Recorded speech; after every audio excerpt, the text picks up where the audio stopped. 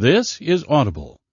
Phoenix Audio presents The Sands of Time, read by the author, Sidney Sheldon.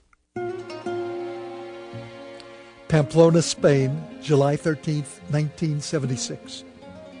From midnight until 6 a.m., the visitors stayed awake, drinking and singing and making love, too excited to sleep. Those who would participate in the running of the bulls wore the red scarves around their throats. At 5:45 in the morning, bands started circulating through the streets, playing the exciting music of Navarre. At 7 o'clock sharp, a rocket flew into the air to signal that the gates of the corral had been opened. The crowd was filled with feverish anticipation. Moments later, a second rocket went up to warn the town that the bulls were running through the streets. What followed was never to be forgotten.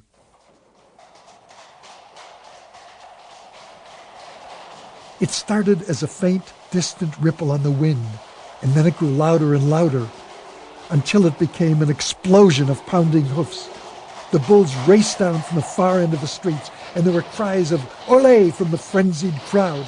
As the animals charged nearer, a mad scramble began to escape the sharp horns and lethal hoofs. A small boy and his grandfather were standing outside the barricades, both breathless with the excitement of the spectacle taking place only a few feet from them. "Look at them," the old man exclaimed. "Magnifico!" The little boy shuddered. "I'm afraid." The old man put his arm around him. "See, Manuelo, it is frightening. I once ran with the bulls. You test yourself against death, and it makes you feel like a man." As a rule, it took 2 minutes for the animals to gallop the 900 yards along the Calle Santo Domingo to the arena, and the moment the bulls were safely in the corral, a third rocket would be sent into the air. On this day, the third rocket did not go off. As the animals raced down the narrow street, half a dozen men dressed in the colorful costumes of the feria shifted the wooden barricades, and the bulls found themselves forced off the restricted street and turned loose into the heart of the city. What had a moment before been a happy celebration instantly turned into a nightmare. The frenzied beasts charged into the stunned onlookers. The young boy and his grandfather were among the first to die. Death was everywhere. The animals crashed into helpless bystanders, knocking down women and children, plunging their long, deadly horns into pedestrians.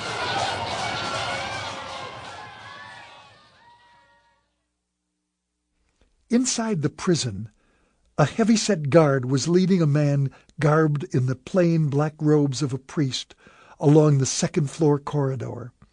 The policeman carried a submachine gun. The stench in the corridor near the cells was overpowering.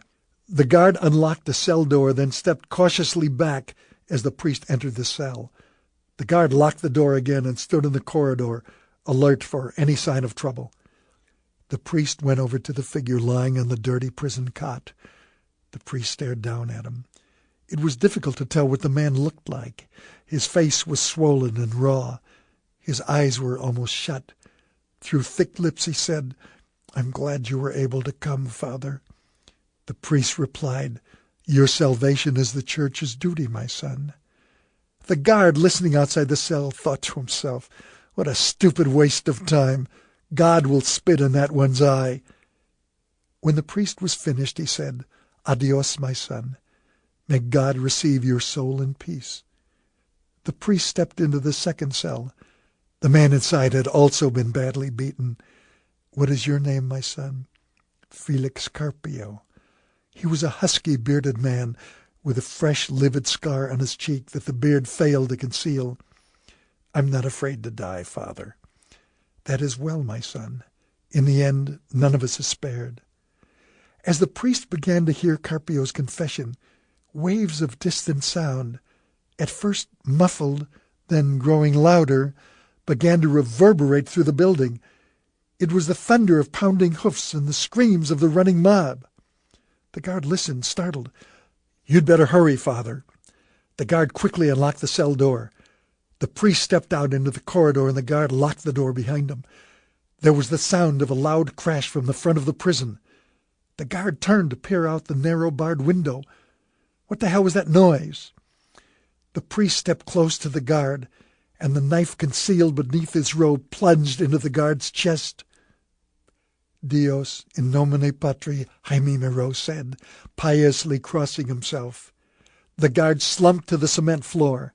Jaime Moreau took the keys from the body and swiftly opened the 2 cell doors. The sounds from the street were getting louder. "Let's move," Jaime Moreau commanded. Madrid, July 14th, 1976. Prime Minister Leopoldo Martinez was in a rage. "Jaime Moreau must be stopped," he cried. His voice was high and shrill. "Do you understand me?"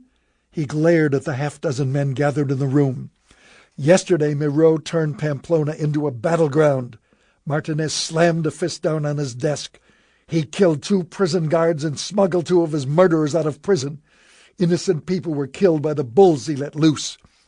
The man at Martinez's right said quietly, "I'll find him." The speaker was Colonel Ramon Acoco, head of the GEO, the Grupo de Especial Operaciones formed to pursue Basque terrorists. He was a huge man with a scarred face. Jaime Moreau had become an obsession with Colonel Acoco. "I want his head," Colonel Acoco said. "Cut off his head and the Basque movement dies." The goddamn church, Acoco thought. With Franco dead, it was interfering again. He turned to the Prime Minister. "I have had reports that the Church is helping the Basque terrorists by letting them hide in their monasteries and convents. If the Church is for the Basques, then it is against us." Colonel Acoco's voice hardened. "I would like your permission to teach the Church a lesson." Avila, Spain, July 16th, 1976. The silence was like a gentle snowfall, soft and hushed, as soothing as the whisper of a summer wind, as quiet as the passage of stars. The Cistercian convent of the Strict Observance lay outside the walled town of Avila, the highest city in Spain, 112 kilometers northwest of Madrid. The convent had been built for silence. The rules had been adopted in 1601 and remained unchanged through the centuries. Liturgy, spiritual exercise, strict enclosure, penance, and silence. Always the silence. There were 40 nuns at the convent, praying in the church and living in the cloister. The convent at Avila was one of 7 left in Spain. Every window was covered with iron bars and was above the line of vision so that there would be no outside distractions. In 400 years, nothing inside the walls of the convent had changed except the faces. The sisters had no personal possessions, for they desired to be poor, emulating the poverty of Christ. The women who shared their lives with the Lord lived together, worked together, ate together, and prayed together, yet they never touched and never spoke. The nuns walked through the cloisters and corridors with downcast eyes, hands folded in their sleeves at breast level, passing and repassing their sisters without a word or a sign of recognition. The only voice of the convent was its bells, the bells that Victor Hugo called the opera of the steeples. The living conditions in the convent were Spartan. In winter the cold was knifing, and a chill, pale light filtered in through leaded windows. The nuns slept fully dressed on pallets of straw, covered with rough woolen sheets, each in her tiny cell, furnished only with a straight-backed wooden chair. There was no washstand. A small earthen jug and basin stood in a corner on the floor. There was no recreation of any kind, only work and prayers. It was a life more austere than in any prison, yet the inmates lived in an ecstasy such as they had never known in the outside world. Inside the convent reigned an all-pervading peace and the ineffable sense of joy at being one with God. There was an indescribable serenity within the walls of the convent and in the hearts of those who lived there. Sister Lucia was awakened by the tolling of the convent bell. She opened her eyes, startled and disoriented for an instant. The little cell she slept in was dismally black. The sound of the bell told her that it was 3 a.m., when the office of vigils began, while the world was still in darkness. "This goddamn routine is going to kill me," Sister Lucia thought. "In another month or two, when the police stop looking for me, I'll be out of this nut house." After morning prayers, Sister Lucia marched with the others to the dining room, surreptitiously breaking the rule, as she did every day, by studying their faces. There were 2 faces that Lucia found particularly interesting. One was Sister Teresa, a woman who appeared to be in her 60s. She was far from beautiful, and yet there was a spirituality about her that gave her almost an earthly loveliness. She seemed always to be smiling inwardly, as though she carried some wonderful secret within herself. Another nun that Lucia found fascinating was Sister Graciella. She was a stunningly beautiful woman in her early 30s. She had olive skin, exquisite features, and eyes that were luminous black pools. She could have been a movie star, Lucia thought. What's her story? Why would she bury herself in a joint like this? I'm better off than they are, because they're stuck here for the rest of their lives, while I'll be out of here in a month or 2.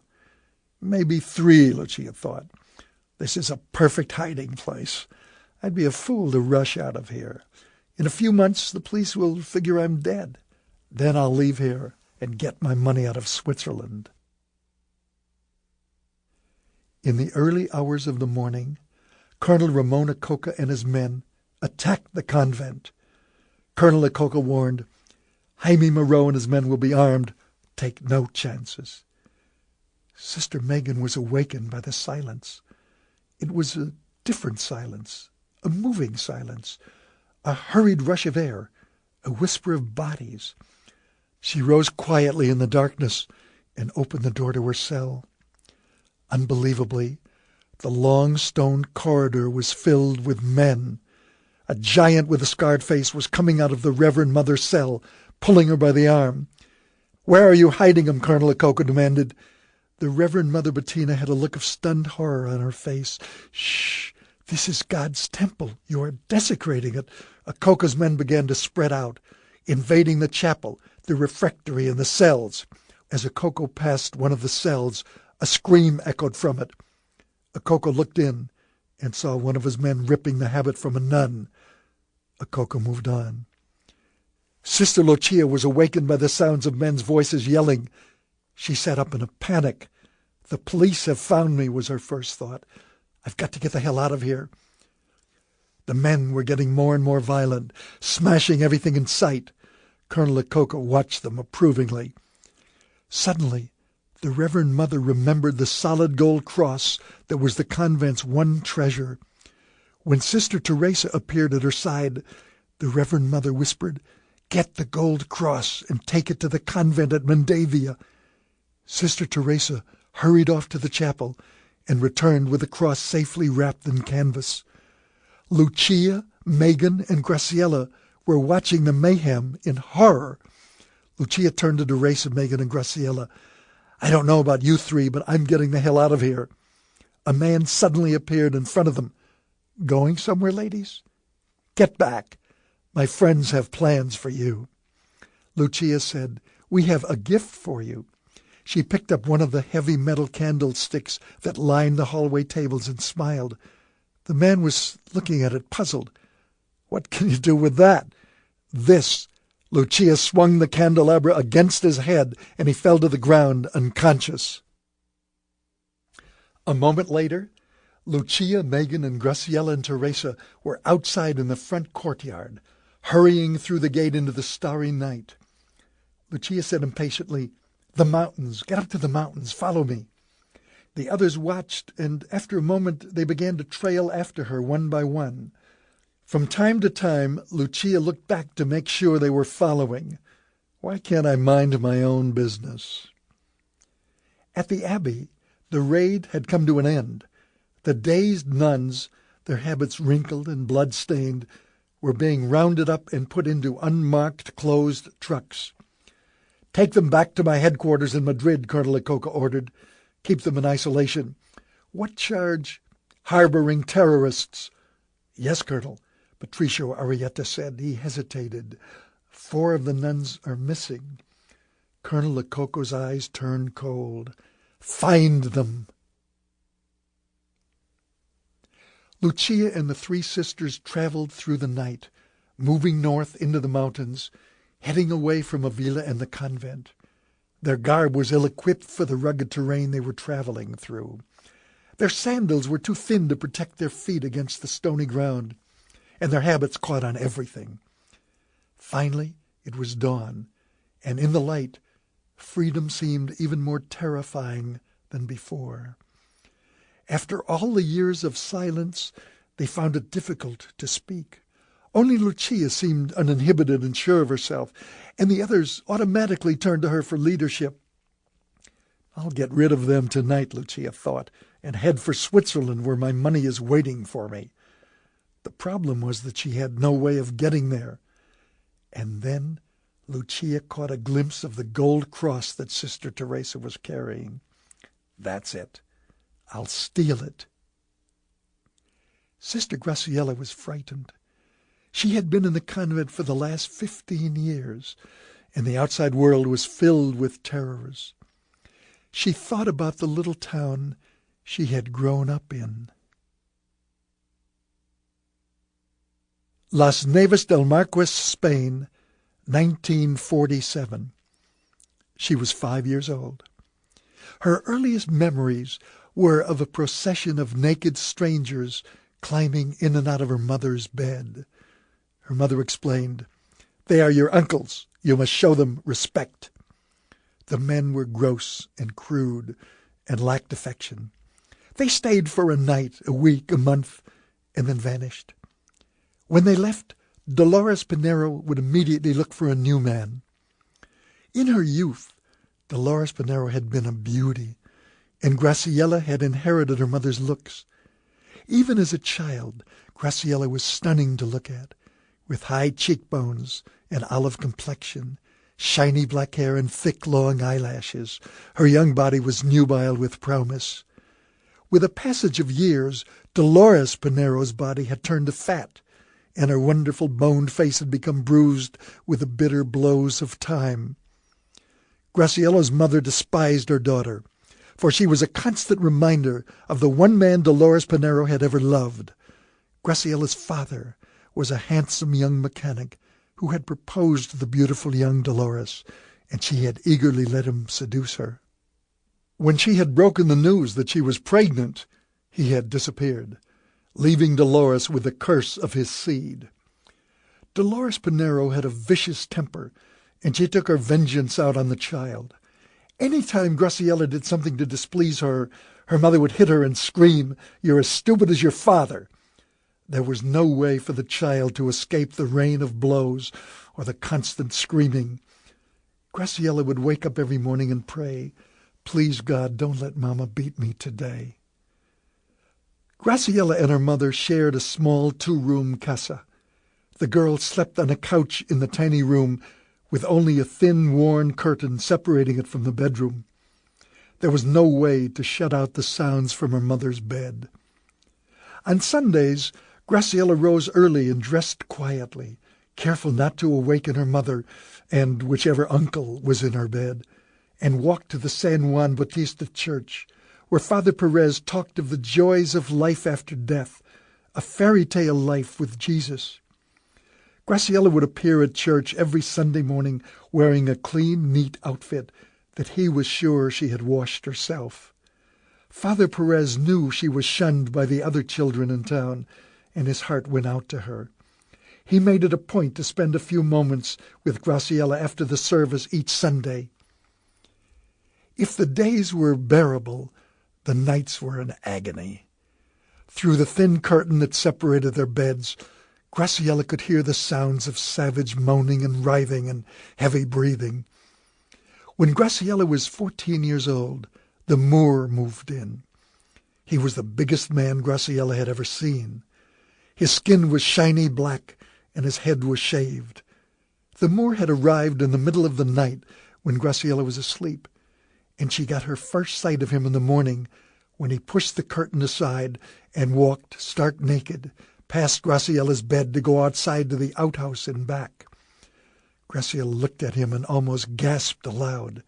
He was enormous in every part. That will kill my mother, Graciela thought. Early one Sunday morning, Graciela rose to get ready for church.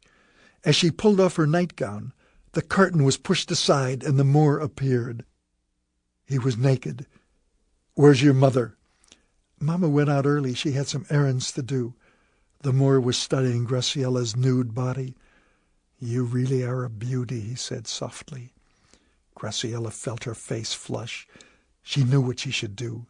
She should cover her nakedness, put on her skirt and blouse, and leave. Instead, she stood there, unable to move. She was watching his penis begin to swell and grow before her eyes, getting larger and larger.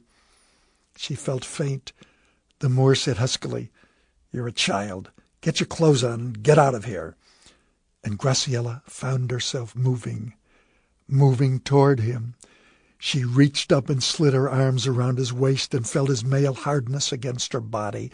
"No," she moaned, "I'm not a child. Take me." The pain that followed was like nothing Graciela had ever known. It was excruciating, unbearable.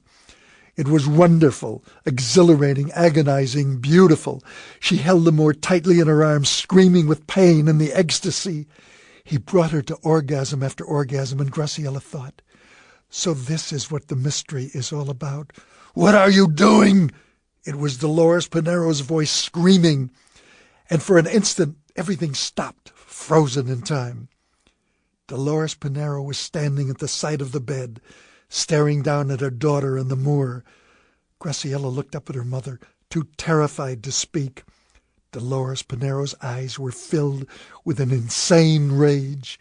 She picked up a heavy iron ashtray at the bedside and slammed it against her daughter's head. That was the last thing Graciela remembered. She awoke in a large white hospital ward with 24 beds in it, all of them occupied.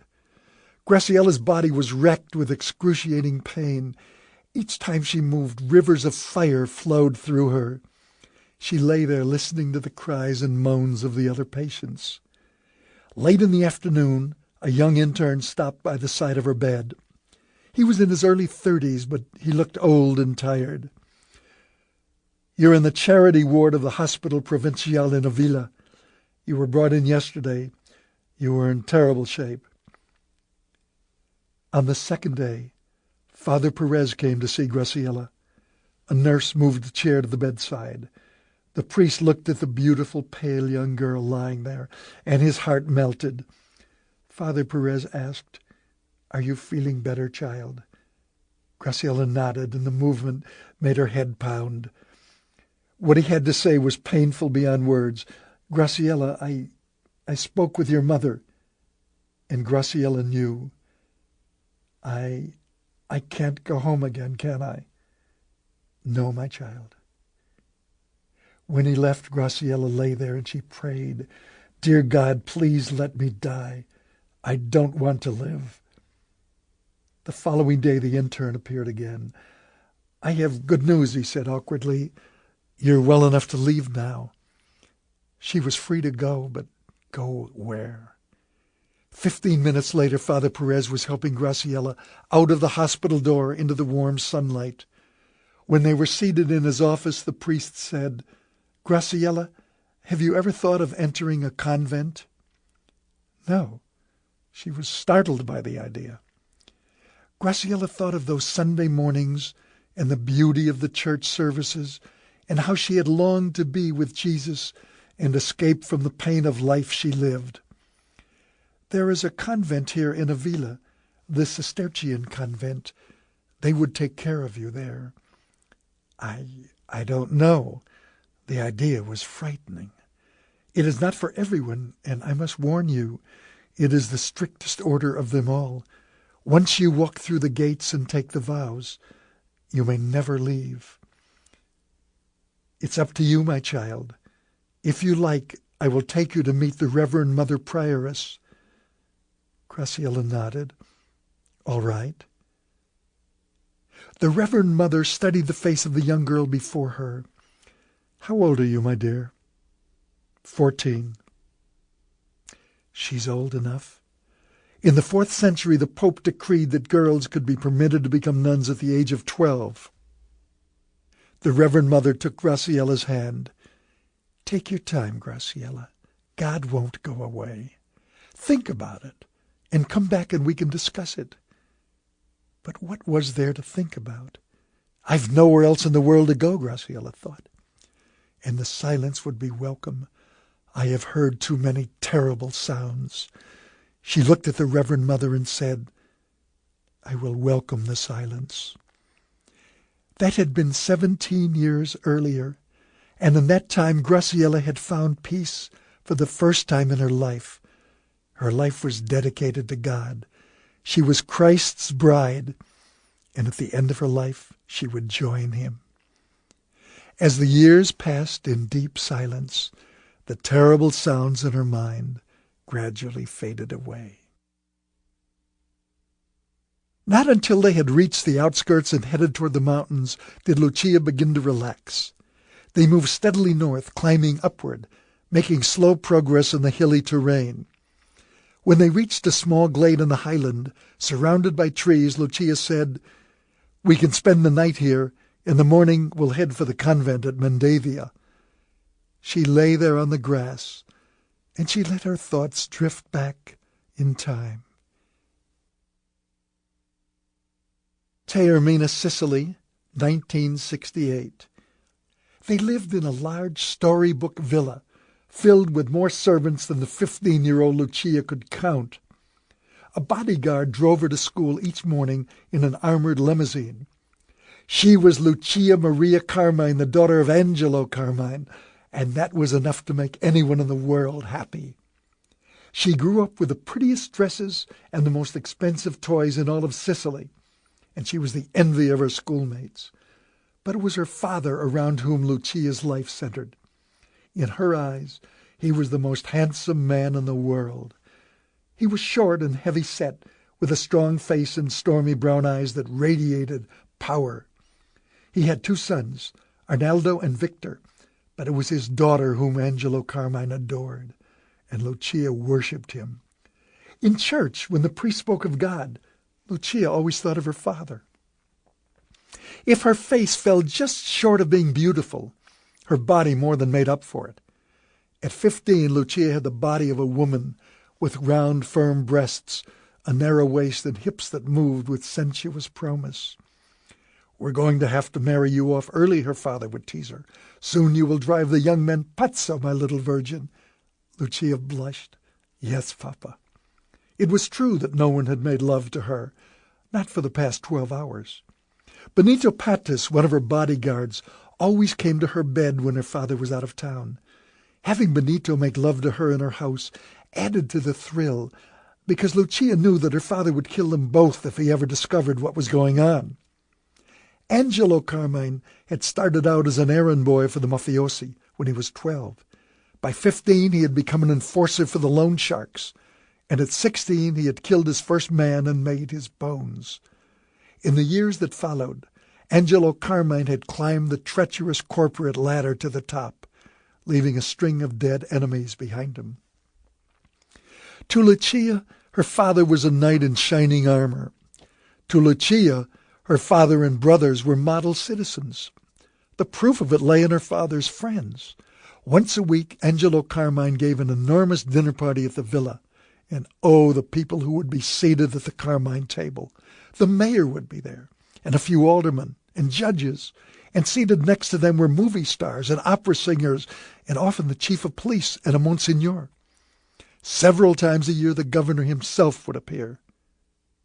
Lucia lived an idyllic life, filled with parties and beautiful clothes and jewels, cars and servants and powerful friends.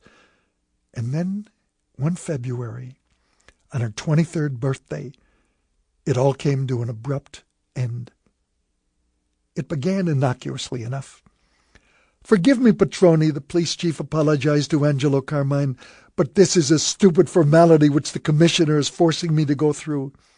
If you will be kind enough to accompany me to the police station, I will see to it that you are home in time to enjoy your daughter's birthday party." Angelo Carmine was not home for the party that day, nor the next. In fact, he never saw any of his homes again. The state filed a 100-count indictment against him that included murder, drug trafficking, prostitution, arson, and scores of other crimes. Bail was denied. A police dragnet went out that swept up Carmine's crime organization. He had counted on his powerful connections in Sicily to have the charges against him dismissed. But instead he was taken to Rome in the middle of the night and booked at the Regina Coeli, the notorious Queen of Heaven prison. He was put in a small cell that contained barred windows, a radiator, a cot, and a toilet with no seat. It was an indignity beyond imagining. In the beginning, Angelo Carmine was sure that his attorney would have him released immediately. When Cortono came to the visiting room of the prison, Carmine stormed at him. "They've closed down my whorehouses and drug operations, and they know everything about my money laundering operation. Somebody is talking. Find out who it is and bring me his tongue." "Do not worry, Petroni," the lawyer assured him. "We will find him." His optimism turned out to be unfounded. When Angelo Carmine was marched into the courtroom, his heart leaped for joy, for the judge on the bench was Giovanni Buscetta, a man who had been on the Carmine payroll for the last 15 years and who was a frequent guest at the Carmine house. The trial began. Angelo Carmine looked to omerta, the Sicilian code of silence, to protect him. But to his astonishment, the chief witness for the state turned out to be none other than Benito Pattis, the bodyguard. Benito Pattis had been so trusted that he had been allowed to be in the room at meetings where confidential matters of business were discussed. When the police had apprehended Pattis, minutes after he had cold-bloodedly murdered and mutilated the new boyfriend of his mistress, they had threatened him with life imprisonment, and Pattis had reluctantly agreed to help the police build their case against Carmine in exchange for a lighter sentence. Now, to Angelo Carmine's horrified disbelief, he sat in the courtroom and listened to Pattis reveal the innermost secrets of the Carmine fiefdom. Lucia was also in the courtroom every day, listening to the man who had been her lover, destroying her father and her brothers. Lucia was allowed to visit her father in prison. He greeted her cheerfully. He hugged her and whispered, "Do not worry, Faccio dell'Angelo. Judge Giovanni Buscetta is my secret ace in the hole. He knows all the tricks of the law. He will use them to see that your brothers and I are acquitted." Angelo Carmine proved to be a poor prophet. The public had been outraged by the excesses of the mafia, and when the trial finally ended, Judge Giovanni Buscetta, an astute political animal, sentenced the mafia members to long prison terms and sentenced Angelo Carmine and his two sons to the maximum permitted by Italian law, life imprisonment. For Angelo Carmine, it was a death sentence. Once again, Lucia was allowed to visit her father in his cell. The overnight change in him was heartbreaking. In the space of a few days, he had become an old man. His figure had shrunk, and his healthy, ruddy complexion had turned sallow. "They have betrayed me," he moaned. "They have all betrayed me. Judge Giovanni Buscetta, I owned him, Lucia. I made him a wealthy man, and he did this terrible thing to me. And Pattis, I was like a father to him. What has the world come to? Whatever happened to honor? They are Sicilians like me." Lucia took her father's hand in hers and said in a low voice, "I am a Sicilian too, Papa. You shall have your vengeance. I swear it to you on my life." "My life is over," her father told her, "but yours is still ahead of you. I have a numbered account in Zurich, the Banlieue. There is more money there than you could spend in 10 lifetimes." He whispered a number in her ear. "Leave cursed Italy. Take the money and enjoy yourself." "Yes, Papa, but there is something I have to do first." A few weeks after her father and brothers had started serving their prison sentences, Lucia Carmine appeared at the home of Judge Giovanni Buscetta. The judge himself opened the door. "I have come to thank you, Your Honor." He studied her suspiciously. "Thank me for what?" Lucia looked deep into his eyes. "For exposing my father and brothers for what they were. I was an innocent, living in that house of horrors. I had no idea what monsters—" She broke down and began to sob. Judge Buscetta noticed, not for the first time, what a beautiful young girl Lucia was. She was wearing a simple black dress that revealed the outlines of her lush body. He looked at her rounded breasts and could not help observing how grown up she had become.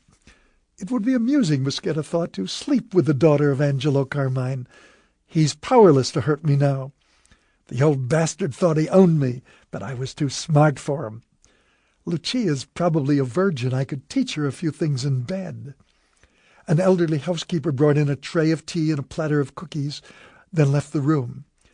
The judge watched as Lucia walked over to the small table where the tray had been set down and carefully poured out tea for the judge and herself. "I have a feeling you and I could become very good friends, Lucia," Giovanni Buscetta said, probing. Lucia gave him a seductive smile. "I would like that very much, Your Honor. Please, Giovanni." "Giovanni." Lucia handed him his cup. She raised her cup in a toast. "To the death of villains." Smiling, Buscetta lifted his cup. "To the death of villains." He took a swallow and grimaced. The tea tasted bitter. Lucia raised her cup again. "To our friendship." She took another sip, and he joined her. "To—" Buscetta never finished his toast. He was seized by a sudden spasm, and he felt a red-hot poker stabbing at his heart. He grabbed his chest. "Oh, my God! Call a doctor!" Lucia sat there, calmly sipping her tea, watching him stumble to his feet and fall to the floor. He lay there, his body twitching, and then he was still. "That's one papa," Lucia said. Benito Pattis was in his cell playing solitaire when the jailer announced, "You have a conjugal visitor." Benito beamed. He had been given special status as an informer, with many privileges, and conjugal visits was one of them. He studied himself in the little mirror hanging on the wall of his cell, put some pomade on his hair, slicked it back, then followed the guard through the prison corridor to the section where there were private rooms. The guard motioned him inside. Pattis strutted into the room, filled with anticipation. He stopped and stared in surprise. "Lucia, my God, what the hell are you doing here? How did you get in?" Lucia said softly, "I told them we were engaged, Benito." She was wearing a stunning red low-cut silk dress that clung to the curves of her body. Benito Pattis backed away from her. "Get out." "If you wish. But there's something you should hear first. When I saw you get up on the stand and testify against my father and brothers, I hated you. I wanted to kill you." She moved closer to him. "But then I realized that what you were doing was an act of bravery. You dared to stand up and tell the truth. My father and my brothers were not evil men, but they did evil things, and you were the only one strong enough to stand up against them." She was close to him now, and he could smell her heady perfume. His mind was in a state of confusion. Her fingers went to her shoulder straps, and an instant later her dress shimmered to the floor. She was naked. My God, she was beautiful. Lucia moved close to him, and her body brushed against his. "Get undressed," she whispered. "Hurry." She watched Pattis as he undressed. When he was naked, he took her hand and led her to the little bed in the corner of the room. He did not bother with foreplay. In a moment he was on top of her, an arrogant smile on his face. "It's like old times," he said smugly. "You couldn't forget me, could you?" "No," Lucia whispered in his ear. "And do you know why I couldn't forget you?" "No, mi amore, tell me." "Because I'm Sicilian like my father." Benito Pattis felt something stab him under his rib cage, and the sudden pain made him open his mouth to scream. But Lucia's mouth was on his, kissing him, and as Benito's body bucked and writhed on top of her, Lucia had an orgasm. A few minutes later she was clothed again, and the dagger she had concealed was under the mattress. Benito was under the blanket, his eyes closed.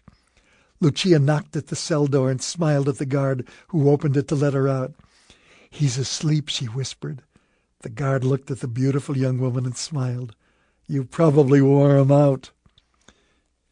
The sheer daring of the two murders took Italy by storm.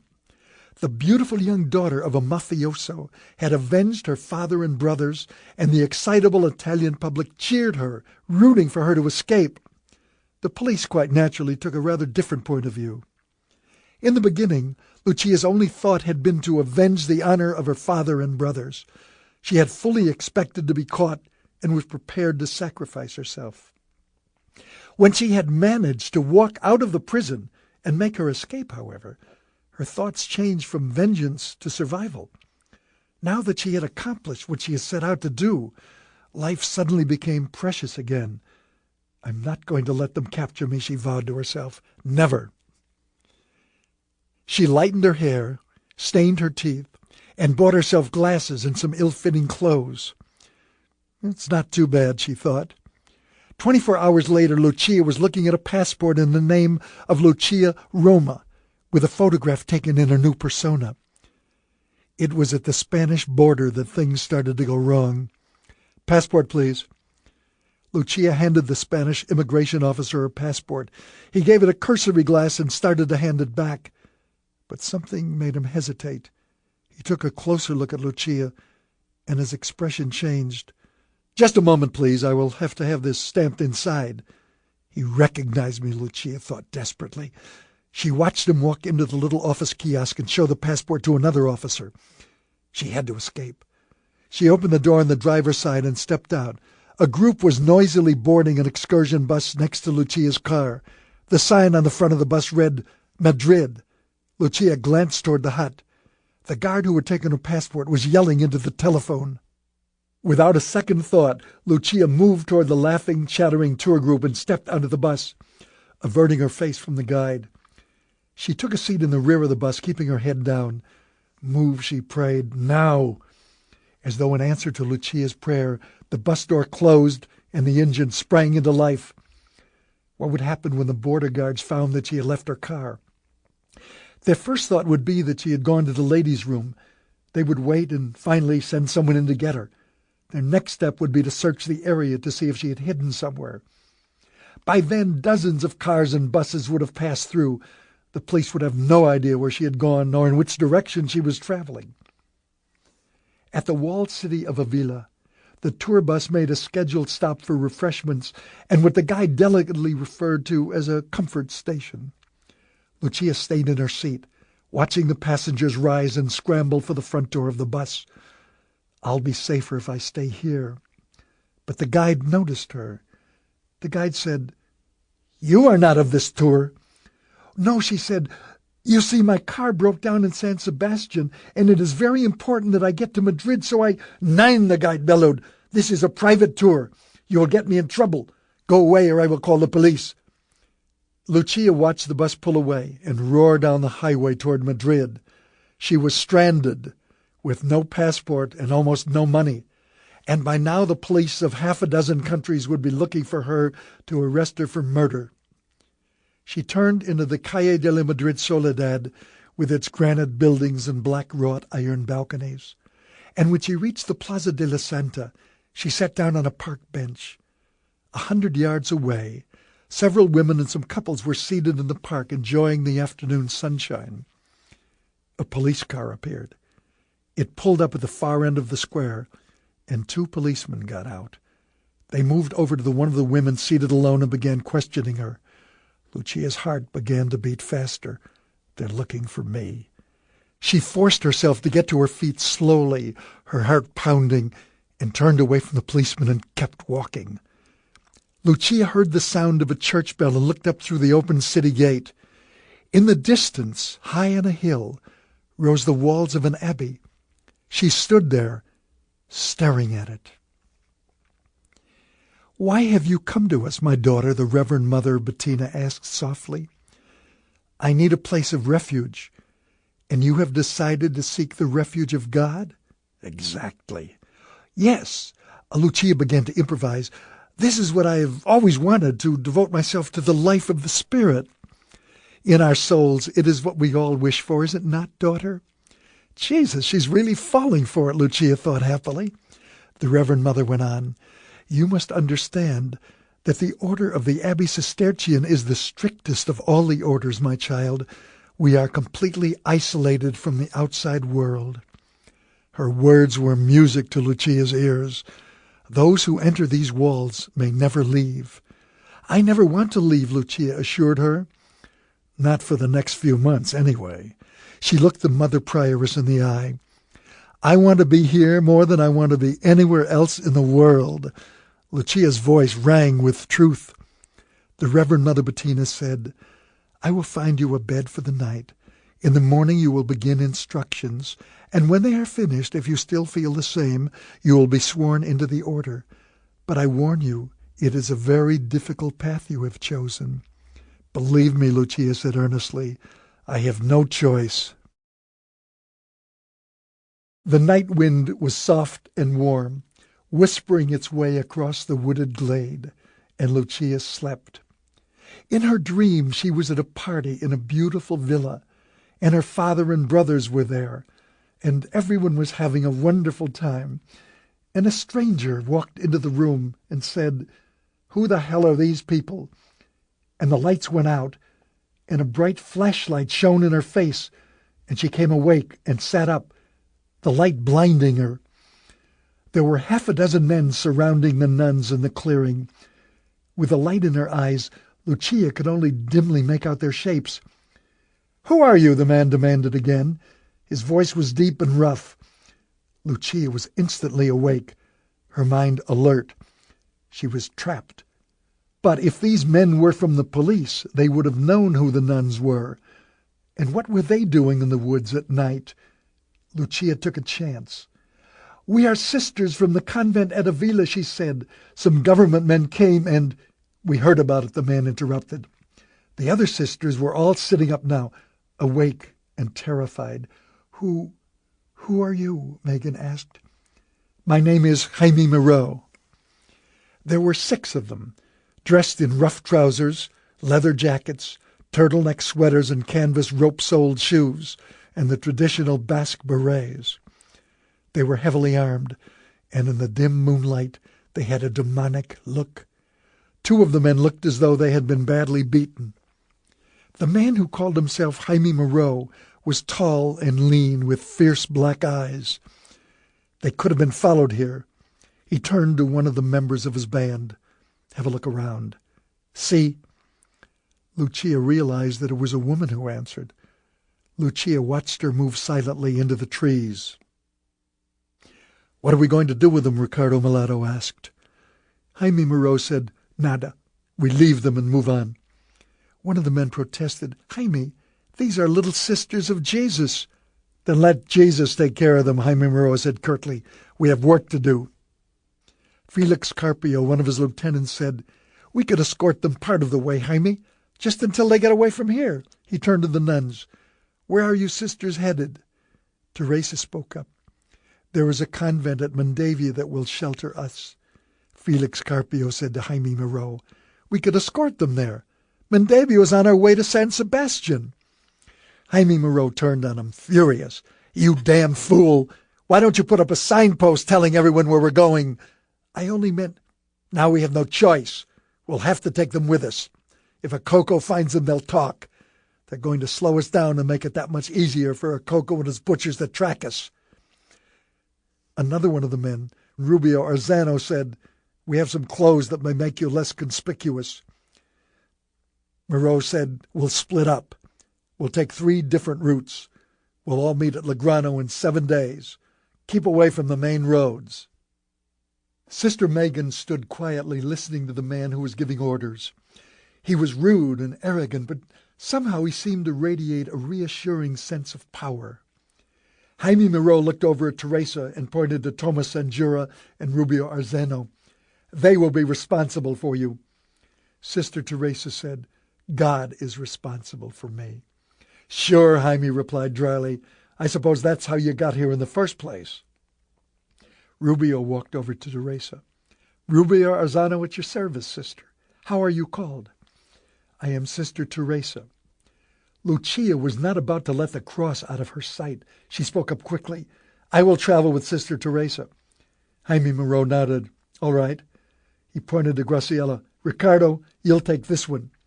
"Good." Jaime Moreau looked at Megan. "You come with us, sister." Megan nodded. Jaime Moreau fascinated her, and there was something intriguing about the woman. She was dark and fierce-looking with the hawk-like features of a predator. Her mouth was a red wound. There was something intensely sexual about her. The woman walked up to Megan. "I'm Amparo Giron. Keep your mouth shut, sister, and there will be no trouble." Lucia, Sister Teresa, Rubio Arzano, and Thomas Sanjuro walked northeast, heading toward Olmeda, staying away from the main roads and walking through fields of grain. They walked through the night, and at dawn they headed for a secluded spot in the hills. Rubio Arzano said, "The town of Olmeda is just ahead. We'll stop here until nightfall. You both look as though you could use some sleep." Sister Teresa was physically exhausted, but something was happening to her emotionally that was far more disturbing. She felt that she was losing touch with reality. It had begun with the disappearance of her precious rosary. It had been her solace for more years than she could remember. How many thousands of Hail Marys, and how many Lord's Prayers, and how many Hail, Holy Queens.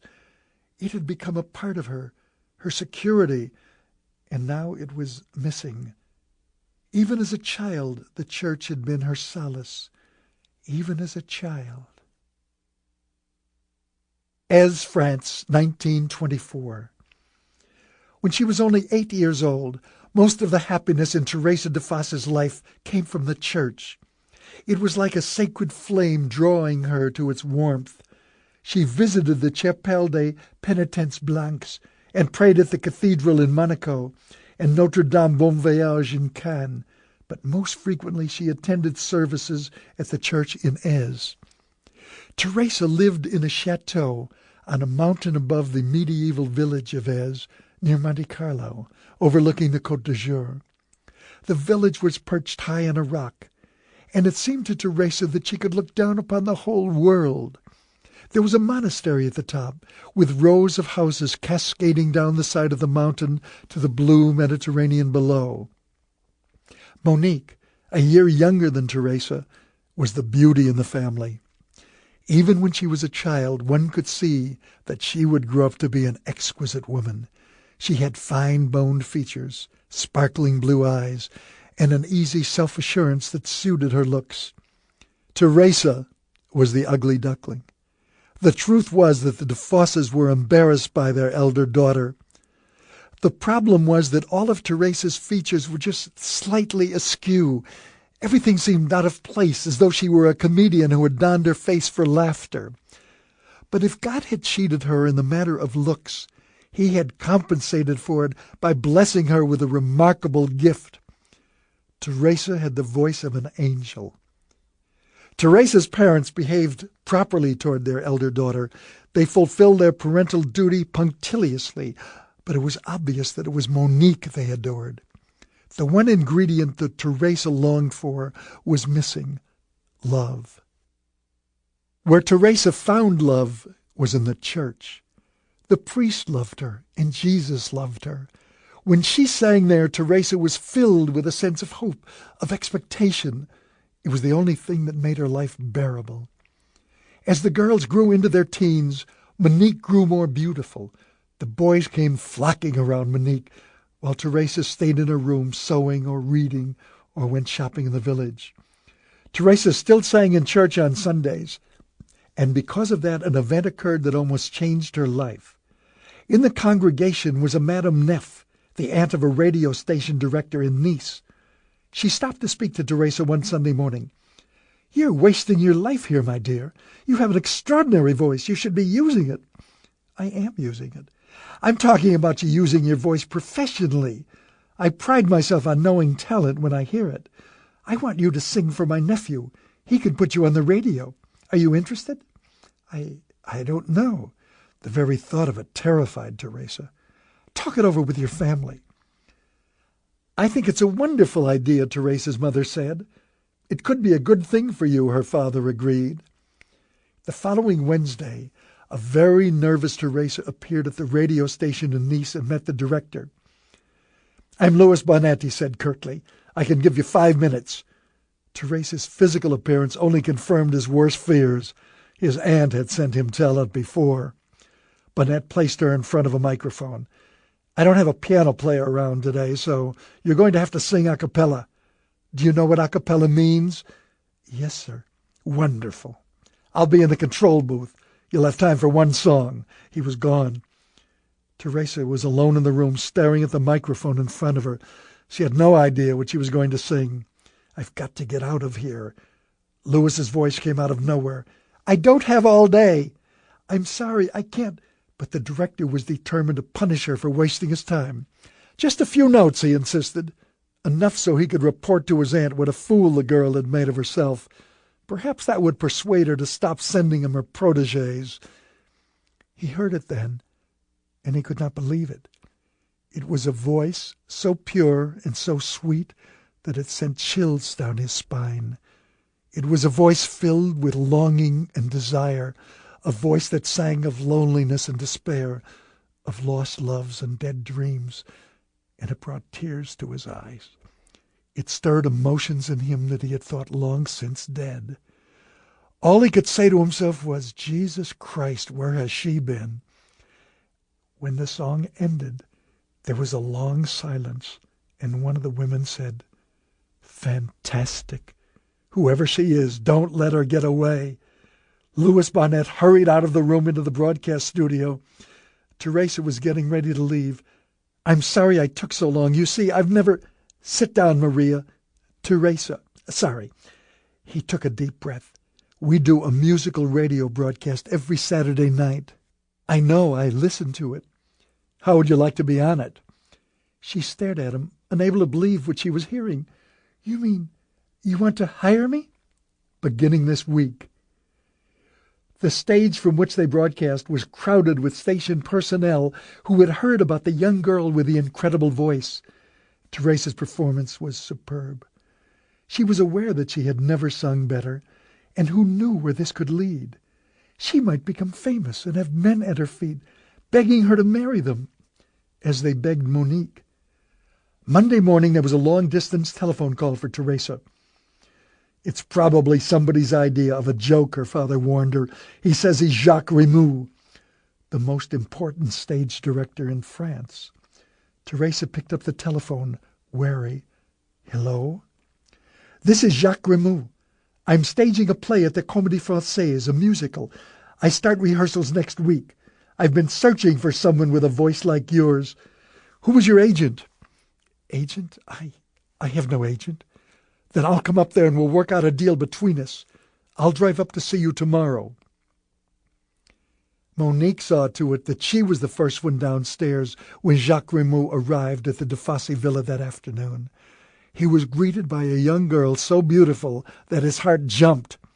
She was dressed in a simple white afternoon frock that set off her figure to perfection.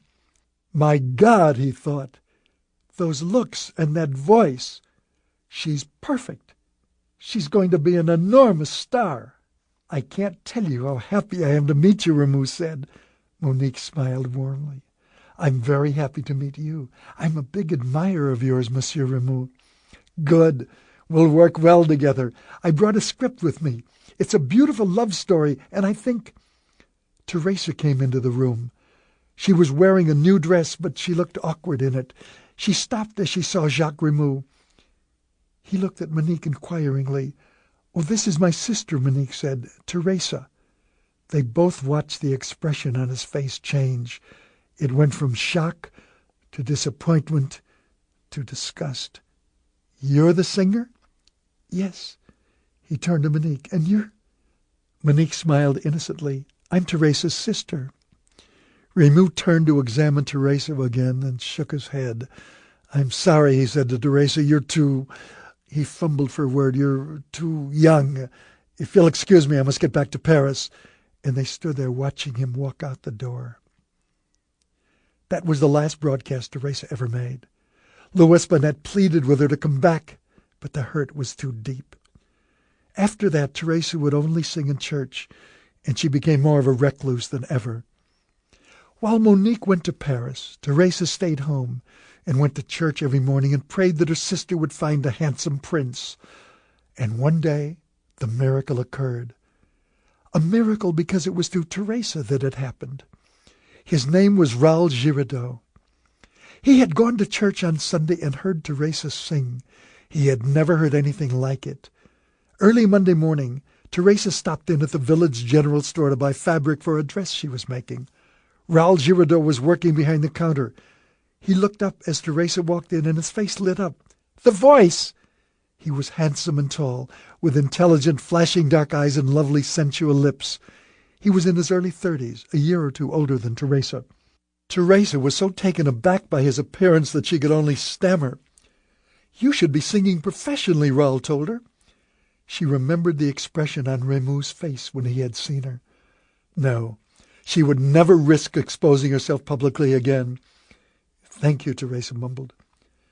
"I haven't been to Aix before. It's a beautiful little town." "Yes," Teresa mumbled. "Were you born here?" "Yes." She felt like an idiot. "I'm 30 years old," she told herself, "and I'm acting like a silly schoolgirl. Stop it." But she could not stop it. What came out was, "Are you married?" He looked up at her with a warm smile on his face. "No," he said, "I haven't been that fortunate yet." "You are going to be," Teresa thought, "as soon as Monique returns from Paris." Monique was going to adore this man. They were perfect for each other. The following day, as Teresa was passing the shop, Raoul caught sight of her and hurried outside. "Good afternoon, mademoiselle. I was about to take a break. If you're free, would you care to join me for tea?" Yes, thank you." She was tongue-tied in his presence, and yet Raoul could not have been more pleasant. He did everything he could to put her at ease, and soon Teresa found herself telling this stranger things she had never told anyone before. They talked of loneliness. It was as though she were speaking to a mirror image. The hour melted away so quickly, and soon it was time for him to go back to work. As they rose, Raoul asked, "Will you join me for lunch tomorrow?" He was being kind, of course. Teresa knew that no man could ever be attracted to her, especially someone as wonderful as Raoul Girardeau. She was sure that he was kind to everyone. "I would enjoy that," Teresa said. Monique was returning from Paris the following day. Raoul would be Teresa's gift to her sister. Teresa was realistic enough to know that the Raouls of the world were not for her. She had had enough pain in her life. She had long since learned what was real and what was impossible. When Monique returned home the following day, Teresa hurried to greet her at the door. "I've invited someone to dinner tonight," Teresa said. I think you're going to like him." That evening at 7:30 promptly, the butler ushered Raoul Girardeau into the drawing-room where Teresa, Monique, and their parents were waiting. "This is my mother and father, Monsieur Raoul Girardeau. How do you do?" Teresa took a deep breath. "And my sister, Monique. How do you do?" Monique's expression was polite, nothing more. Teresa looked at Raoul, expecting him to be stunned by Monique's beauty. Enchanted, merely courteous. Teresa stood there, holding her breath, waiting for the sparks that she knew would start flying between them. But Raoul was looking at Teresa. "You look lovely tonight, Teresa." She blushed and stammered, "Thank you." Everything about that evening was topsy-turvy. Teresa's plan to bring Monique and Raoul together, to watch them get married, to have Raoul as a brother-in-law, none of it even began to happen. Incredibly, Raoul's attention was focused entirely on Teresa. It was like some impossible dream come true. When dinner was finished, Raoul said, "Your grounds look lovely." He turned to Teresa. "Would you show me the gardens?" "I would love to." Outside, Teresa could not let the subject drop. "How did you like Monique?" "She seems very nice," Raoul replied. "Ask me how I like her sister." And he took Teresa in his arms and kissed her. It was like nothing Teresa had ever experienced before. She trembled in his arms, and she thought, "Thank you, God. Oh, thank you." 4 weeks after Teresa had met him, Raoul proposed. "I'm sure you could have any man you want, Teresa," Raoul said, "but I would be honored if you chose me. Will you marry me?" And her look was answer enough. The wedding was set to take place the following Sunday in the village church. Monique, of course, was to be the maid of honor. At 5 o'clock Saturday afternoon, Teresa spoke to Raoul for the last time. At 12:30 Sunday, standing in the church vestry waiting for Raoul, who was 30 minutes late, Teresa was approached by the priest. He took her arm and led her aside, and she wondered at his agitation. Her heart began to pound. "What is it? Is something wrong? Has anything happened to Raoul?" "Oh, my dear," the priest said, "my poor dear Teresa." She was beginning to panic. "What is it, Father? Tell me." I just received word a moment ago. Raoul Giraudeau left town early this morning." "He what? Then some emergency must have come up to make him—" "He left with your sister. They were seen taking the train to Paris." The room began to whirl. No, Teresa thought, I mustn't faint. I mustn't embarrass God. She had only a hazy memory of the events that followed. From a far distance she heard the priest make an announcement to the wedding party, and she dimly heard the uproar in the church. Teresa's mother put her arms around her daughter and said, "My poor Teresa, that your own sister could be so cruel. I'm so sorry." When they returned to the chateau, Teresa said quietly, "Please don't worry about me. I promise you that everything is going to be fine." Then she went up to her father's room, took out his razor, and slashed her wrists. Outwardly, Teresa seemed fine. Inwardly, she was sunk in an abyss of deep, desperate loneliness. Even when she was surrounded by people, she sat in a lonely chair, in a lonely room, in a lonely house, in a lonely world. A little over a year after Raoul had left Teresa, her father was packing to leave for Avila. "I have some business to transact there," he told Teresa, "but after that I'll be free. Why don't you come with me? Avila's a fascinating town. It will do you good to get away from here for a while." "No, thank you, Father." He looked at his wife and sighed. "Very well." The butler walked into the drawing room.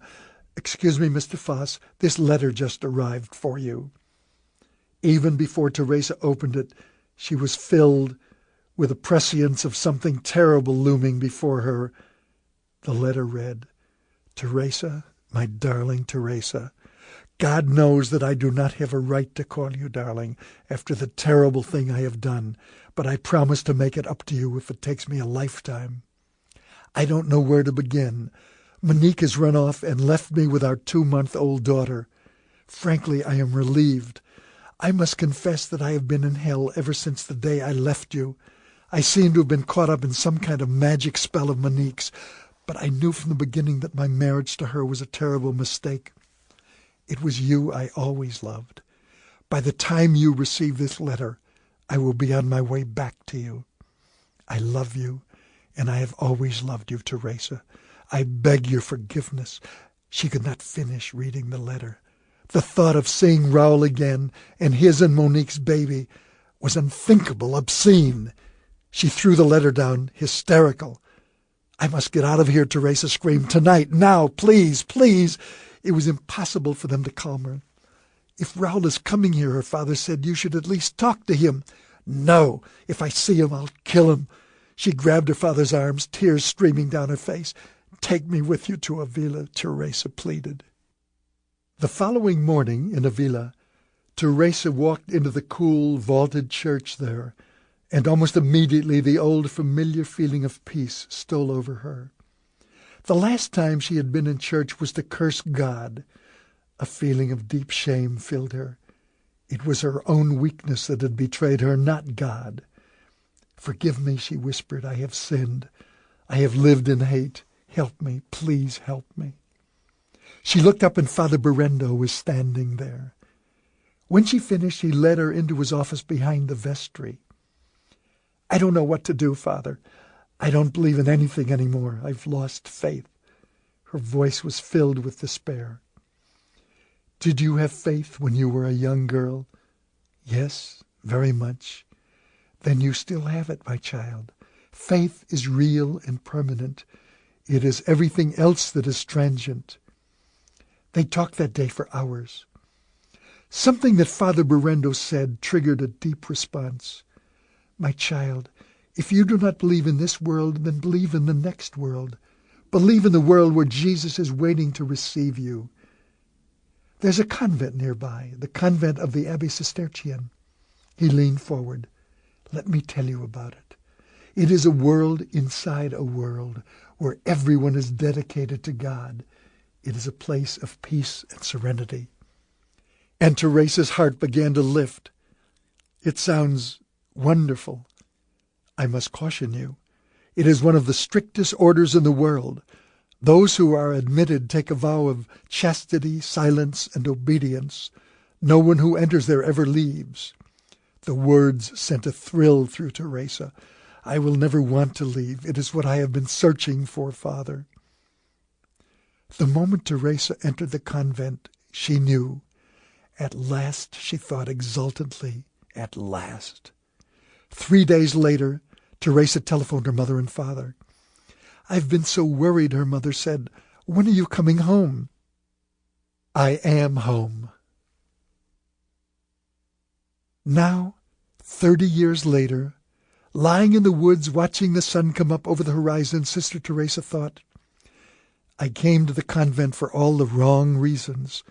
I was not running to God. I was running away from the world, but God read my heart." She was 60 years old, and the last 30 years of her life had been the happiest she had ever known. And now she had suddenly been flung back into the world she had run away from, and her mind was playing strange tricks on her. What does God have planned for me? For Sister Megan, the journey was an adventure. She had gotten used to the new sights and sounds that surrounded her, and the speed with which she had adapted surprised her. She found her companions fascinating. Amparo Giron was a powerful woman, easily able to keep up with the two men, and yet at the same time there was a strong femininity about her. Felix Carpio, the husky man with a reddish beard and a scar, seemed amiable and pleasant. But to Megan, the most compelling of the group was Jaime Miró. There was a relentless strength about him, an unshakable faith in his beliefs that reminded Megan of the nuns in the convent. It seemed to Megan that they had been walking forever, stumbling through the darkness, hit by branches, scratched by underbrush, attacked by insects, guided only by the light of the moon. Jaime took the sleeping bags and rolled them out. Felix Carpio said to Megan, "You take mine, sister. I'm used to sleeping on the ground." "Oh, it's yours," Megan said. "I couldn't—" "For Christ's sakes," Amparo snapped, "get in the bag. We don't want you to keep us up screaming about goddamn spiders." There was an animosity in her tone that Megan did not understand. Megan watched as Jaime unrolled his sleeping bag a few feet away from where she lay. He crawled into the bag. Amparo Giron crawled in beside him. Jaime looked over at Megan. "You'd better get some sleep," he said. "We have a long way ahead of us." Megan was awakened in the middle of the night by a moaning. It sounded as though someone were in terrible pain. Megan sat up, concerned. The sounds were coming from Jaime's sleeping bag. He must be terribly ill, was her first thought. And Megan's face flushed. She tried to close her ears to the obscene sounds she was hearing, but it was impossible. And she wondered what it would be like to have Jaime Miró make love to her. Instantly, Megan crossed herself and began to pray. "Forgive me, Father. Let my thoughts be filled only with you. Let my spirit seek you, that it may find its source and good in you." Megan missed the wonderful silence of the convent. To her own astonishment, she even missed the orphanage. The terrible, wonderful... You don't have to spend anything. This audiobook is all yours. Enjoy a short break, relax with the music, and we'll be right here when you're ready. Thank you for watching. Gonna get to where you're headed as long as you put the fear away. And don't let nobody get in your way. And keep on beating the odds. Keep on. Go and take the world by storm. Go and take the world. Go and take it. Go take it. Go and take it. Go and take it. Go and take the world by storm.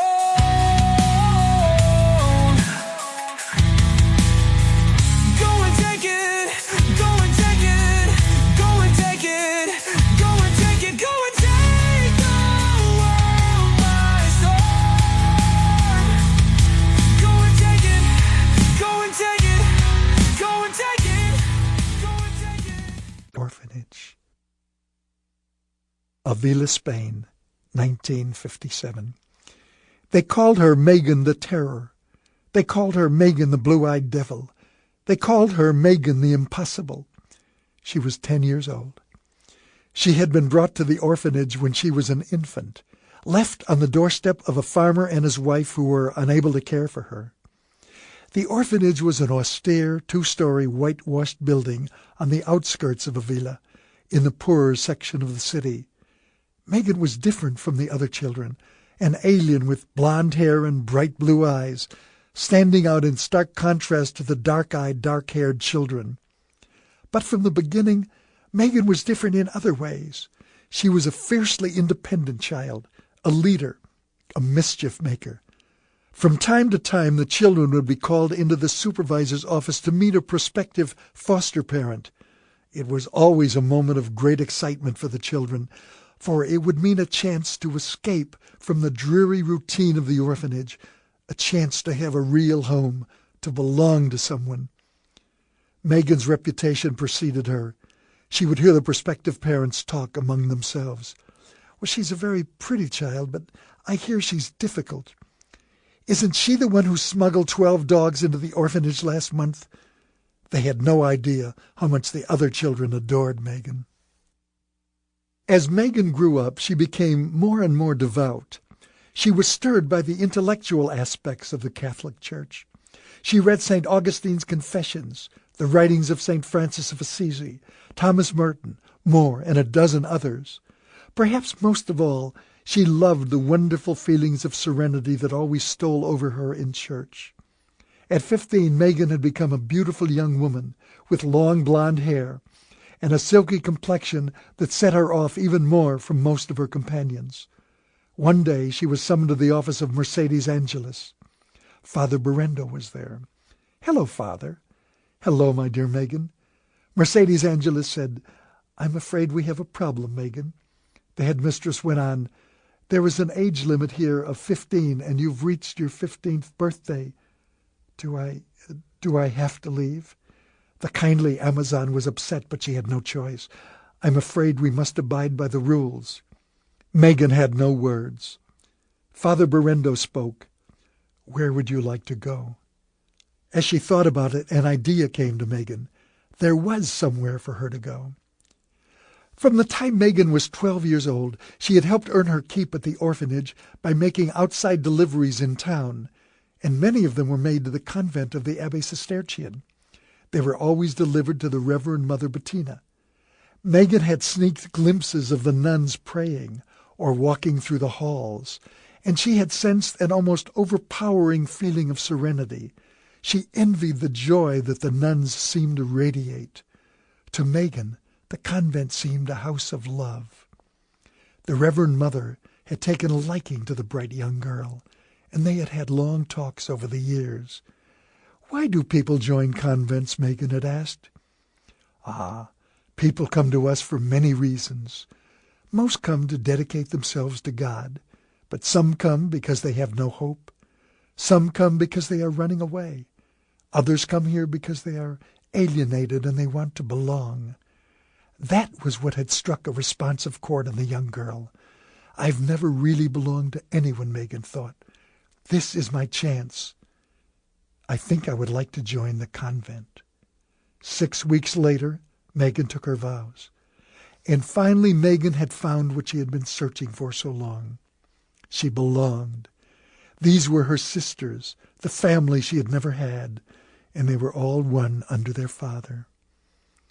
But from time to time, Megan could not help wondering who her parents were, why she had been abandoned by them. I'll never know, Megan thought. Colonel Ramon Coco was in an expansive mood. All the pieces were finally falling into place. An orderly came into the office. "Colonel Costello has arrived." "Yes." Coco waved him to a chair. "Sit down. I have some news for you. Jaime Miro has the nuns." "What?" "Yes. They're traveling with Miro and his men. He split them up into 3 groups. "Do you know where Miro is headed?" Colonel Costello asked. "He's traveling north. I will catch him within the next 3 days." Colonel Costello was gaping at him, stunned. "How?" "One of Miro's terrorists," Colonel Coco said, "is an informant." The reporters gathered outside the gray facade of New York's Waldorf Astoria Hotel and watched the parade of celebrities in evening dress alight from their limousines and head for the grand ballroom. They had come from around the world to celebrate the 60th birthday of Ellen Scott, head of Scott Industries. 25 years earlier, Ellen's brother-in-law, Byron, had died in an aeroplane crash in Spain, along with his wife and infant daughter. Now, in the ballroom of the Waldorf, the governor of New York was praising Ellen Scott. "Ellen Scott is much more than just a brilliant woman. She is a charitable, compassionate human being who never hesitates to get involved in the problems that face the world today." Ellen was no longer listening. How wrong he is, she thought. Scott Industries isn't even my company. Milo and I stole it, and I'm guilty of a greater crime than that. After the banquet that night, the ghosts of the past returned. The company belongs to the Scott family, she thought. I'm not going to turn it over to strangers. And that led her thoughts to Byron's daughter, the rightful heiress to the throne that had been stolen from her. I must find her, Ellen Scott thought. The following morning, Ellen Scott sent for Alan Tucker, chief of security for Scott Industries. He was a former detective in his 40s, a thin, balding man. I want you to go on a mission for me, Ellen Scott told him. 28 years ago, an orphan was left on the doorstep of a farmhouse outside of Avila, Spain. I want you to find out where she is today and bring her back to me as quickly as possible. Yes, ma'am. Do you happen to know her name? Patricia. Her name is Patricia. Rubio, Tomas, and the 2 sisters avoided the large cities and took side roads, passing old stone villages with grazing sheep and goats, and shepherds listening to music and soccer games on their transistor radios. It was a colorful juxtaposition of the past and the present. They passed farms of wheat and olive trees and vines and maize, and they foraged for potatoes and lettuce and took fruit from the trees and eggs and chickens from the hen coops. The whole countryside of Spain is a huge market, said Rubio Arzeno. Sister Teresa was totally oblivious to her surroundings. Her only thought was to reach the convent at Mandavia with a precious gold cross. Rubio Arzeno had attempted to strike up a conversation with Sister Teresa, trying to make her feel at ease. It must seem strange to you being out in the world again, sister. How long were you in the convent? Why did he want to know? 30 years. My, that's a long time. Where are you from? It was painful for her even to say the word. Ez. His face brightened. Ez? I spent a summer there once on a holiday. It's a lovely town. I know it well. I remember... I know it well? How well? Did he know Raoul? Had Raoul sent him? And the truth hit her like a bolt of lightning. These strangers had been sent to bring her back to Ez, to Raoul Girardeau. They were kidnapping her. God was punishing her for deserting Monique's baby. That was 30 years ago, Teresa muttered to herself. Rubio Arzana was watching her, listening to her mumbling. Is something wrong, sister? She was on to them now. She was not going to let them take her back to Raoul and the baby. She had to get to the convent at Mendavia, and then God would forgive her for the terrible sin she had committed. I must be clever. I must not let them know I am on to their secret. She looked up at Rubio Arzano. I am fine, Sister Teresa said. It was dusk when they saw the town of Olmedo in the distance. Rubio stopped. There will be soldiers there. Let's move up to the hills and skirt the city. They moved off the road and left the plains, headed for the hills above Olmedo. The sun was skipping across the mountain tops, and the sky was beginning to darken. They reached the top of a high ridge when Thomas Sanjuro suddenly held up a hand. Hold it, he whispered. Rubio Arzano walked to his side, and they moved to the edge of the ridge and looked down into the valley below. There was an encampment of soldiers there. Mierda, Rubio whispered. He turned to Lucia and Sister Teresa, trying not to show how worried he was. We'll spend the night here, sisters. We must be very quiet. To Sister Teresa, the news had a special meaning. She had heard the men say that someone named Colonel Akoka was searching for them. They called Colonel Akoka the enemy, but these men are the enemy, so Colonel Akoka must be my friend. Oh, thank you, dear God, for sending me Colonel Akoka. She knew what she must do. At 4 o'clock in the morning, Sister Teresa rose. She hesitated, thinking about the cross. Should I carry it with me? But I'll be coming back here soon.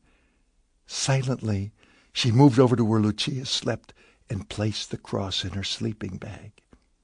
Then Teresa turned and moved into the woods and carefully began to make her way downhill toward the soldiers' camp. The hill was steep and slippery with dew, but God gave her wings, and she sped downhill without stumbling or falling, hurrying toward her salvation. In the darkness ahead, the figure of a man suddenly materialized. A voice called out, "Who goes there?" Sister Teresa. She approached the sentry. He wore an army uniform and was carrying a rifle pointed at her. I am Sister Teresa from the Abbey Cistercian. I have been taken prisoner by Jaime Moreau and his men. She watched the stunned expression that came over his face. Colonel Costello stared at her unbelievingly. All of his energies for the last 3 days had been focused on finding Jaime Moreau and the nuns, and now, here in front of him, was one of them. There was a God. Sister Teresa said, "We must hurry. They are trying to take me back to Ez." "Who's trying to take you back to Ez?" "The men of Jaime Moreau." He got to his feet. "Sister, do you by any chance happen to know where these men are?" Sister Teresa said impatiently, "Of course." She turned and pointed. "They're up in those hills hiding from you." When Lucia awakened, the gold cross was miraculously at her side. "It's my ticket to Switzerland," she thought excitedly. "I'm getting out of here." She crept out of the sleeping bag and looked over to where Sister Teresa had slept. She was gone. Lucia moved to the edge of the clearing, bending low so she would not be seen. And at that instant all hell broke loose. Colonel Costello had given specific orders to his men. "Don't take any prisoners. You're dealing with terrorists. Shoot to kill." When his men were in position, Colonel Costello shouted for the sake of the record, "Put down your arms. You're surrounded." And in the same breath he called out the command, "Fire! Keep firing!" A dozen automatic weapons began spraying the clearing. Thomas Sanjuro never had a chance. A hail of machine gun bullets caught him in the chest, and he was dead before he hit the ground. Rubio Arzana was at the far edge of the clearing when the firing started. It was pitch black in the clearing, and the soldiers were firing blindly. He knew that if he returned their fire, he would give his position away. He saw Lucia crouched 2 feet away from him. "Stay low," Rubio told her. He grabbed Lucia's hand and zigzagged toward the forest. Shots whizzed dangerously close as they ran, but moments later, Lucia and Rubio were among the trees. "Hold on to me, sister," he said. They heard the sound of their attackers behind them, but gradually it died away. It was impossible to pursue anyone through the inky blackness of the woods. Lucia and Rubio Arzano kept moving through the woods, stumbling and slipping, attacked by tree limbs and bushes and insects, but each step took them farther away from their pursuers. Finally, Rubio Arzano said, "We can stop here. They won't find us." Lucia lay down on the ground, fighting to catch her breath. In her mind, she replayed the terrible scenes she had witnessed earlier. Thomas shot down without warning, and the bastards intended to murder us all, Lucia thought. The only reason she was still alive was because of the man sitting beside her. He took out a pack of Ducados cigarettes, the heavy black tobacco of Spain. "I hope it won't offend you if I smoke, sister." "No," Lucia said. "Please, go ahead." She watched him light up, and the moment the smoke reached her nostrils, she was desperate to have a cigarette. "Do you mind if I try one?" He looked at her in surprise. "You wish to try a cigarette?" "Oh, just to see what it's like," Lucia said quickly. "Oh, of course." He held the pack toward her. She took out a cigarette, put it between her lips, and he lit the end of it for her. Lucia inhaled deeply, and as the smoke filled her lungs, she felt wonderful. Rubio was watching her, puzzled. Lucia coughed. "So that's what a cigarette tastes like. Did you like it?" "Not really," but she took another deep, satisfying puff. God, how she had missed this. But she knew she had to be careful. She did not want to make him suspicious. She put out the cigarette she had held clumsily in her fingers. She had been in the convent for only a few months, and yet Rubio was right. It did seem strange to be out in the world again. Colonel Ramon Acoca arrived at the camp where they were holding Sister Teresa. With him were a dozen of his men from the GEO. "Bring the nun to me," Colonel Acoca ordered. Sister Teresa was too nervous to sit. "You must help me."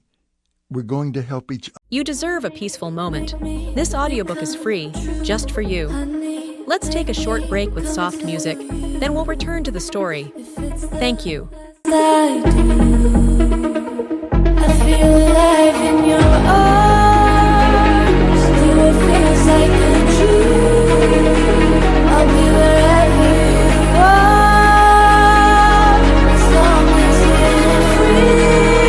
I feel alive in your arms. Though it feels like a dream, I'll be wherever you are, as long as we're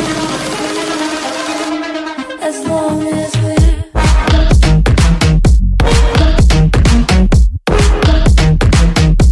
as long as we're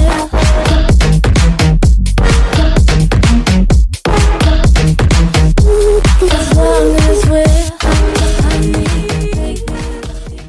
The colonel assured her. "God brought me here," Colonel Acoca said patiently. "Along with God, did some men also bring you here, sister?"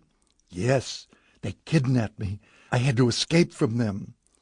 "You told Colonel Costello where he could find those men?" "Yes, the evil ones. Raoul is behind it all, you see. He sent me a letter and said—" "Sister, the man we're looking for in particular is Jaime Moreau. Have you seen him?" She shivered. "Yes. Oh, yes. He—" The colonel leaned forward. "Excellent. Now you must tell me where I can find him." "He and the others are on their way to Aix."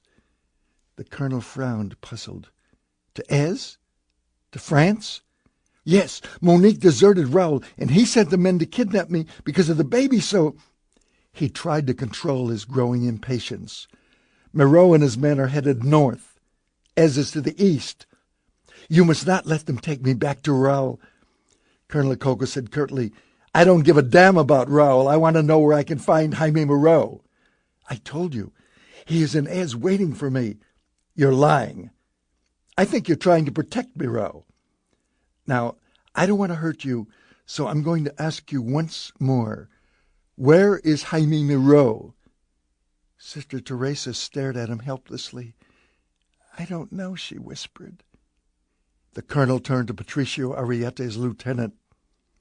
"The sister's memory needs prodding. Take her to the quartermaster's tent. Perhaps you and your men can help her remember where Jaime Miro is. We'll see if we can't refresh your memory for you." Half a dozen of Acoco's men had entered the tent, along with some of Costello's uniformed soldiers. Sister Teresa looked up. "Are these men going to take me to the convent now?" "They're going to do better than that," Patricio Arrieta grinned. "They're going to take you to heaven, sister." The men moved closer to her, surrounding her. "That's a pretty dress you're wearing," a soldier said. "Are you sure you're a nun, darling?" One of the men pushed Teresa down on the cot. "You're no beauty, but let's see what you look like underneath all those clothes." He reached down and ripped off the top of her dress while another man tore at her skirt. Teresa screamed. She looked up at the circle of men surrounding her. "God will strike them all dead. He will not let them touch me, for I am his vessel. I am one with the Lord, drinking from his fountain of purity." One of the soldiers unfastened his belt. An instant later, she felt rough hands pushing her legs apart, and as the soldier sprawled on top of her, she screamed again. "Now, God, punish them now!" She waited for the clap of thunder, the bright flash of lightning that would destroy them all. Nothing happened. Another soldier climbed on top of her, and a red haze came over her eyes. Teresa lay there, waiting for God to strike, almost unaware of the men who were ravaging her. She no longer felt the pain. Suddenly the red haze lifted from Sister Teresa's eyes, and she got a clear look at her surroundings for the first time. There were at least a dozen soldiers in the tent, waiting their turn to rape her. Lieutenant Arrieta was standing at one side of the bed watching. The soldiers in line were in full uniform, not bothering to undress. And Teresa suddenly realized, there is no God, but there is a Satan, and these are his helpers, and they must die, all of them. As the next soldier plunged into her, Sister Teresa grabbed the pistol from his holster, and before anyone could react, she turned the pistol on Arrieta. The bullet hit him in the throat. Sister Teresa pointed the gun at the other soldiers and kept firing. 4 of them fell to the floor dead before the others came to their senses and began shooting at her. Because of the soldier on top of her, they had difficulty aiming. Sister Teresa and her last ravisher died at the same moment. Jaime Miro came awake instantly, aroused by a movement at the edge of the clearing. He slipped out of the sleeping bag and rose, gun in hand. He saw Megan on her knees praying. He stood there studying her. There was an unearthly beauty about the image of this lovely woman praying in the forest in the middle of the night, and Jaime found himself resenting it. It wasn't her fault that the church had stood idly by while Franco's phalangists tortured and raped and murdered Basques and Catalans. It wasn't her fault, Jaime told himself, that my family was among the victims. 30 miles to the east, in a wooded area along the way to Penafiel, Lucia Carmine was asleep. Rubio Arzano sat watching her, reluctant to awaken her. She sleeps like an angel, he thought. Rubio leaned over and whispered gently in her ear, "Sister Lucia, it is time for us to go." 5 minutes later they were on their way. They heard the sound of the falls half an hour before they reached them. The Penafiel Falls was a beautiful sight, cascading down into the swift-moving river. The roar of it was almost deafening. "I want to bathe," Lucia said. It seemed years since she had last had a bath. Rubio Arzano stared at her. "Here?" "No, you idiot, in Rome." "Yes." "Well, be careful. The river is swollen because of the rain." "Don't worry." She stood there patiently waiting. I will go away while you undress." "Stay nearby," Lucia said quickly. There were probably wild animals in the woods. As Lucia started to undress, Rubio hastily walked a few yards away and turned his back. "Don't go in too far, sister," he called. "The river is treacherous." The cool morning air felt wonderful on her naked body. It was cold and invigorating. She turned and saw that Rubio was steadfastly looking in the other direction. She stepped in deeper, avoiding the rocks that were all around, and splashed the water over herself, feeling the rushing river tugging hard at her legs. A few feet away, a small tree was being swept downstream. As Lucia turned to watch it, she suddenly lost her balance and slipped, screaming. She fell hard, slamming her head against a boulder.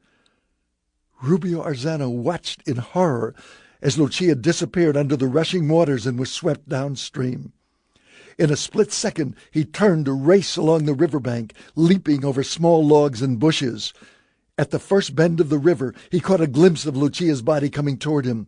Diving in, he swam frantically to reach her, struggling against the powerful current. It was almost impossible. He felt himself being pulled away.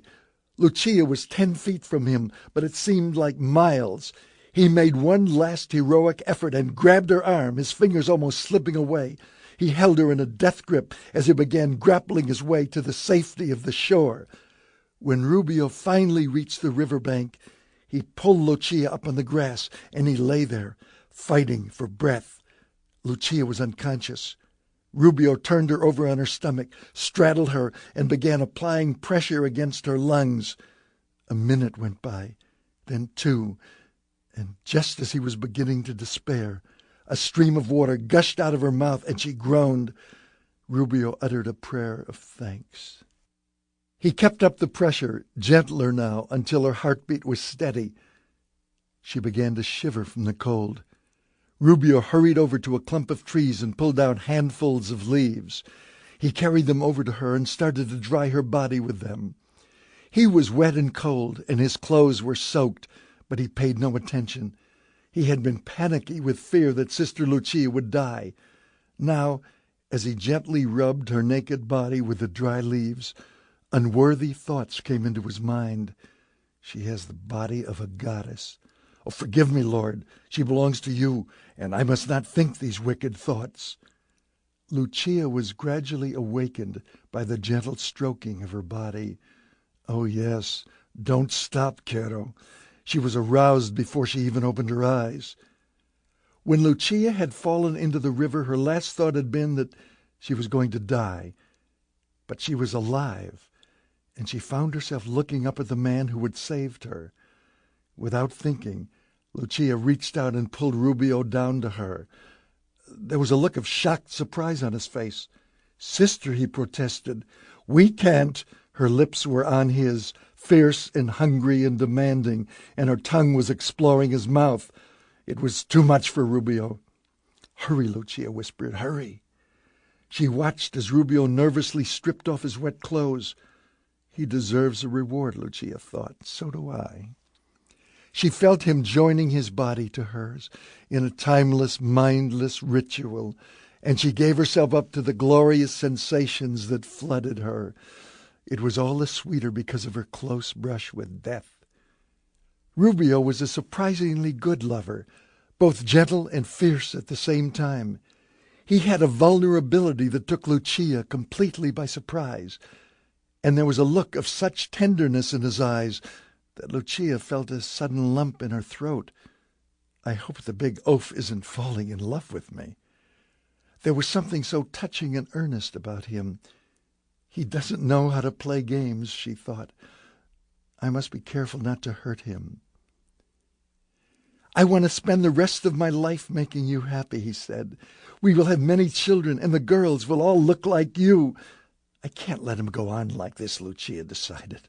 I should stop him now. But somehow she could not bring herself to do it.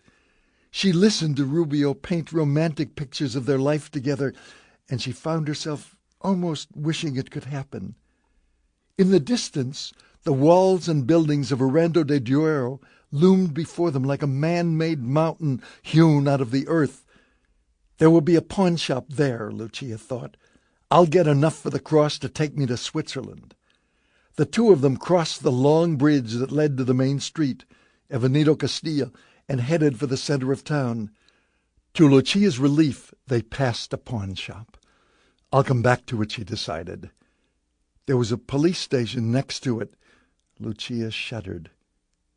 They passed the Taverna Cueva with its long bar and wooden tables. There was a jukebox inside, and hanging from the oak beam ceilings were hams and strings of garlic. "I'm hungry," Lucia said. Rubio took Lucia's arm and led her inside. "I'm going to kill her," Ricardo Mulatto thought. "I could strangle her with my bare hands, throw her off the mountain, or simply shoot her. No, I think strangling her would give me the greatest pleasure." Sister Graciela was the most exasperating human being he had ever encountered. She was impossible. In the beginning, when Jaime Moreau had assigned him to escort her, Ricardo Mulatto had been pleased. True, she was a nun, but she was also the most ravishing beauty he had ever laid eyes on. He was determined to get to know her, to find out why she had decided to lock up all that exquisite beauty behind convent walls for the rest of her life. Under the skirt and blouse she was wearing, he could discern the rich, nubile curves of a woman. It's going to be a very interesting trip, Ricardo decided. The problem was that Sister Graciela refused to speak to him. She had not said one word since their journey began. And what completely baffled Ricardo was that she did not appear to be angry or frightened or upset. They traveled at a good pace, walking along hot, dusty side roads, past fields of wheat, rippling golden in the sunlight, and fields of barley. When they crossed the Rio Moros, Ricardo asked, "Would you like to rest a while, sister?" Silence.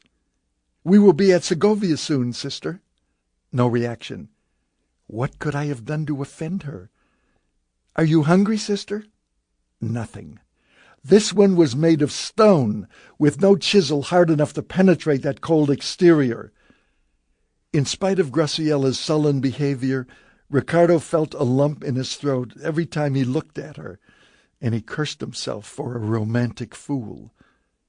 "You won't have to put up with my company much longer," Ricardo assured her. "In 2 days we will be in Logrono. You'll meet your friends there, and you'll be on your way to the convent at Mendavia." No reaction. He could have been talking to a stone wall. "I am talking to a stone wall."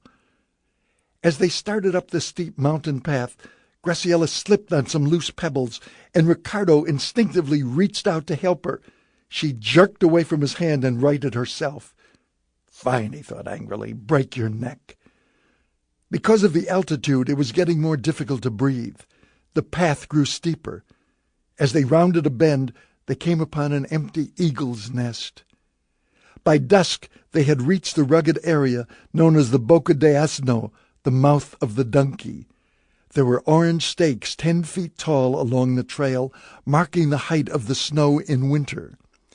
They were near Aguila, famous for its caves. After that, Ricardo knew that the trail would start downward. From now on, Ricardo thought, it will be easy. The worst is over. Ricardo heard a faint buzzing sound overhead. He looked up, searching for the source of it. An army plane suddenly appeared over the top of the mountain, flying toward them. "Down!" Ricardo shouted. "Down!" Graciela kept walking. The plane circled and began to swoop lower. "Get down!" Ricardo yelled again. He jumped on Graciela and pushed her down to the ground, his body on top of hers. What happened next took him completely by surprise. Without any warning, Graciela began yelling hysterically, fighting him. She was kicking him in the groin, clawing at his face, trying to rip at his eyes. But the most astonishing thing was what she was saying. She was screaming out a string of obscenities that sent Ricardo into shock. He could not believe that these words were coming from that beautiful, innocent mouth. He tried to grab her hands to protect himself from her raking nails.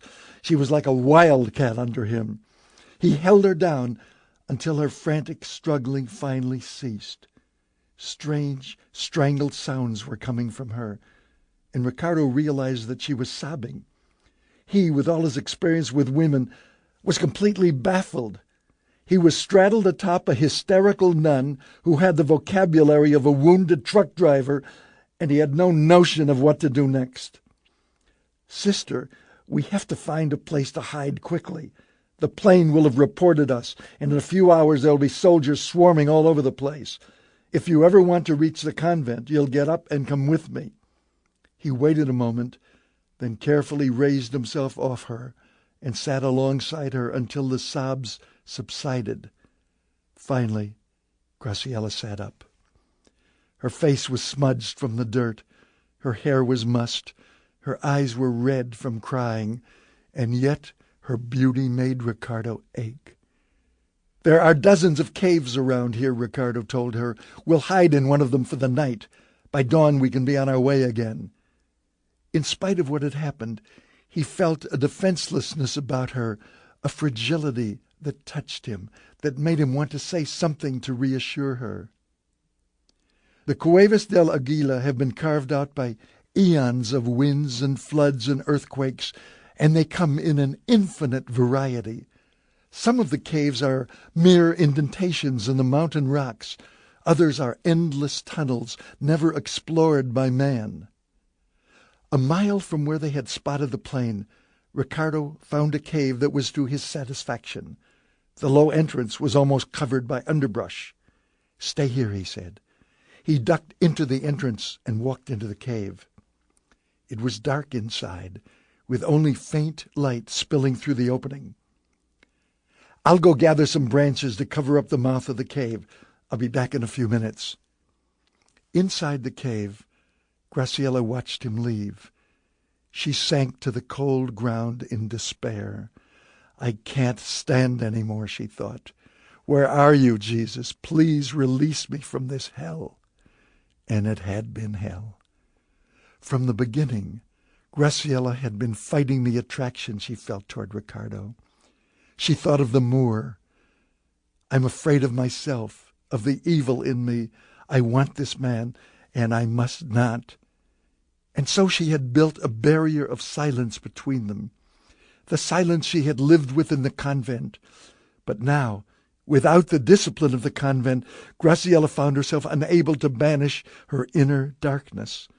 She had spent years fighting the urges of her body, fighting the remembered sounds, the moans and sighs that came from her mother's bed. The first time Graciela had looked at Ricardo Mulatto, the past had come flooding back. He was handsome and gentle and kind. When Graciela was a little girl, she had dreamed of someone like Ricardo, and when he was near her, when he touched her, her body was instantly aflame, and she was filled with a deep shame. "I am the bride of Christ, and my thoughts are a betrayal of God. I belong to you, Jesus. Please help me now. Cleanse my mind of impure thoughts." It was her own deep desire she was fighting. She was torn between her spirit and the cravings of her flesh. "I must not give in. I must get back to the convent." Graciela heard a low mewing from the back of the cave, and she quickly turned. There were 4 green eyes staring at her in the dark, moving toward her.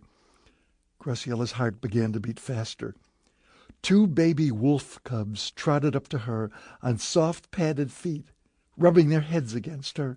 She smiled and began to gently stroke them. There was a sudden rustle from the entrance of the cave. "Ricardo is back," she thought. The next instant, an enormous gray wolf was flying at her throat. Lucia Carmine sat in the taverno in Arando de Duero and took a deep breath. Rubio sat there looking into her eyes, holding her hand, and there was such an intense feeling of love coming from him that Lucia felt uneasy. Doesn't he know it could never work? No, because I haven't had the courage to tell him. He's not in love with me. He's in love with the woman he thinks I am. He'll be much better off without me. "Excuse me," Lucia said. "I'll be back in a moment." And she was on her way to the pawn shop. The owner was a small man, barely visible over the counter. His eyes were cold and hard, but they lit up when he saw the glittering gold cross. "I will give you 200,000 pesetas for it," he said. "There is a condition," Lucia told him. "My passport was stolen. I need a new one." "I see. If you can help me with my problem, the cross is yours." He nodded. "You shall have it. Come back at 8 o'clock. I've done it," Lucia thought. "I'm free." Clutching the cross, she hurried back to the cafe where Rubio was waiting. Seated next to Rubio, Lucia looked around the room for the first time. It was filled with locals. Most of them seemed to be staring at the two strangers. One of the young men in the cafe started to sing a song praising Franco, and the others joined in. A man walked over to the table where Lucia and Rubio were sitting.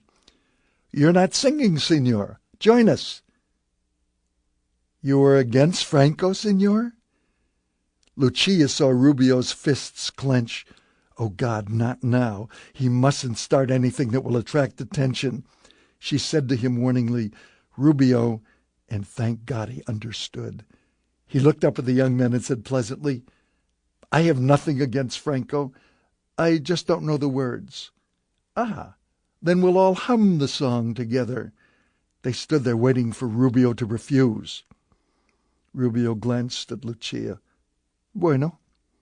The men began to sing again, and Rubio hummed loudly. When the song ended, a man slapped Rubio on the back. "Not bad, old man. Not bad at all."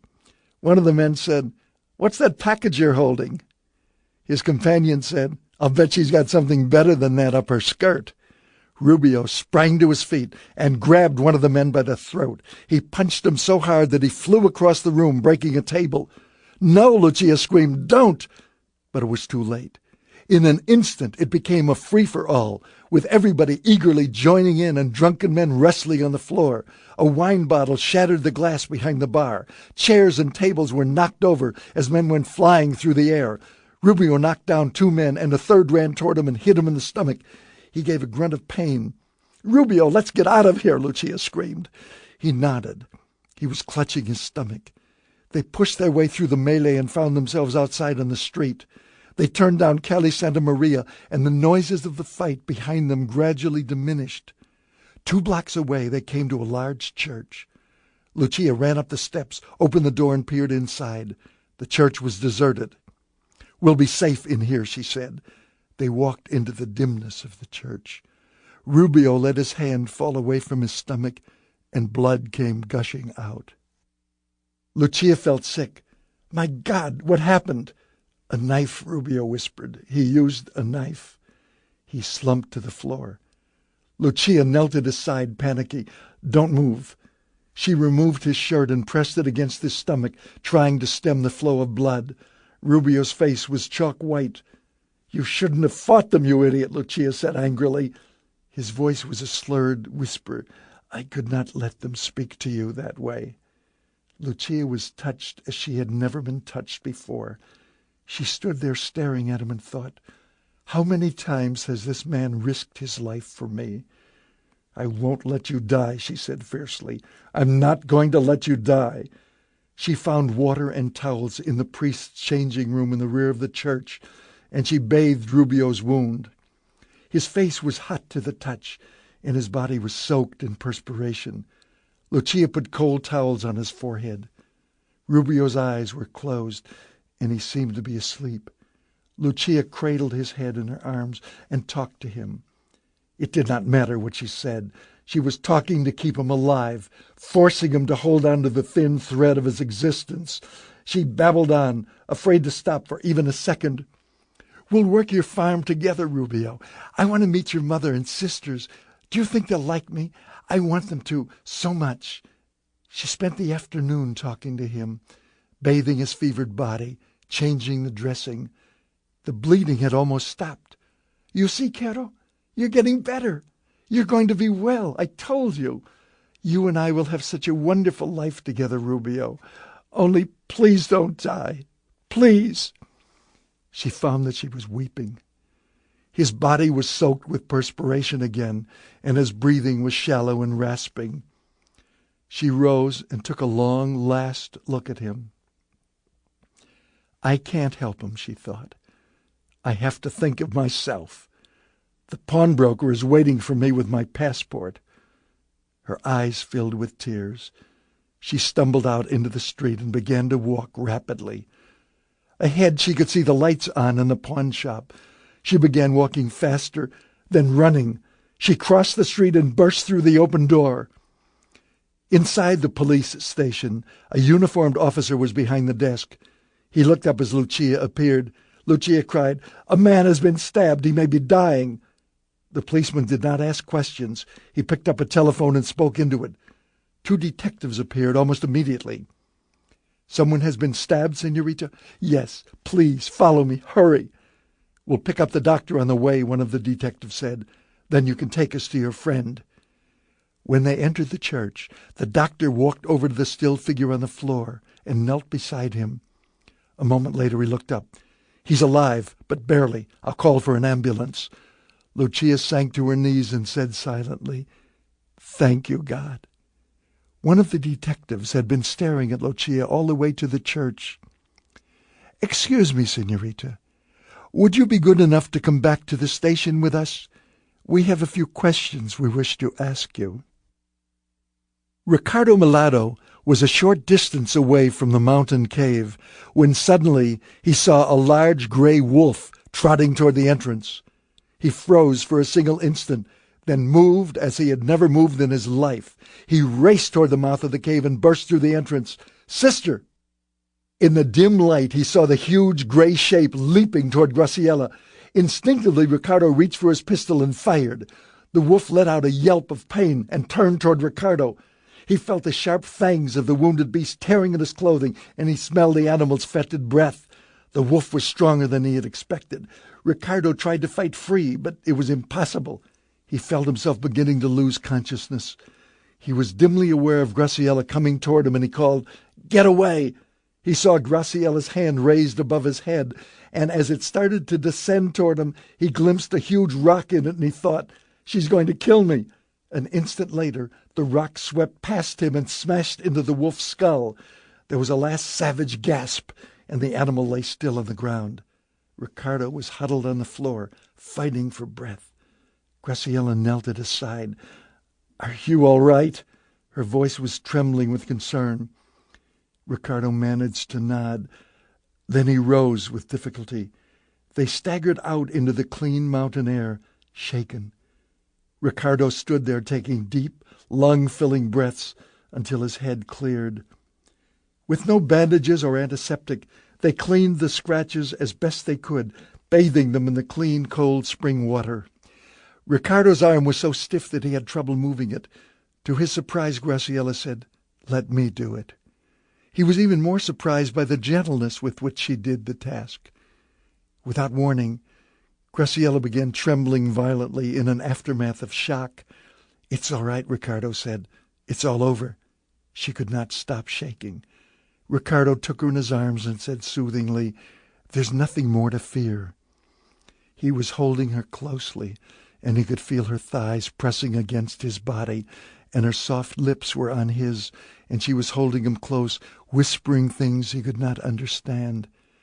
It was as though he had known Graciela always, and yet he knew nothing about her, except that she's God's miracle, he thought.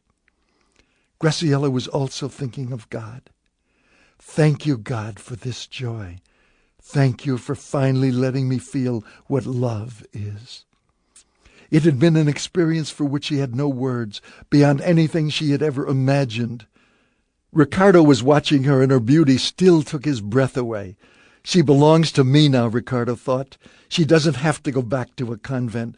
We'll get married and have beautiful children, strong sons.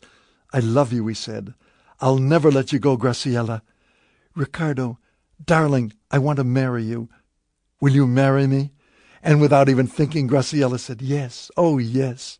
And she was in his arms again, and she thought, "This is what I wanted and thought I would never have." Ricardo was saying, "We'll live in France for a while where we'll be safe. This fight will be over soon, and we'll return to Spain.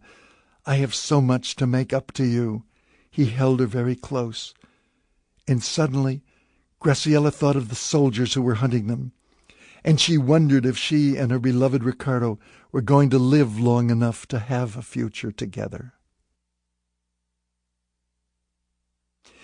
Alan Tucker arrived in Avila the day after his conversation with Ellen Scott. He checked into the Cuatro Postes Hotel and said to the clerk behind the desk, "Is there a newspaper office around here?" "Down the street, senor. To your left, 2 blocks."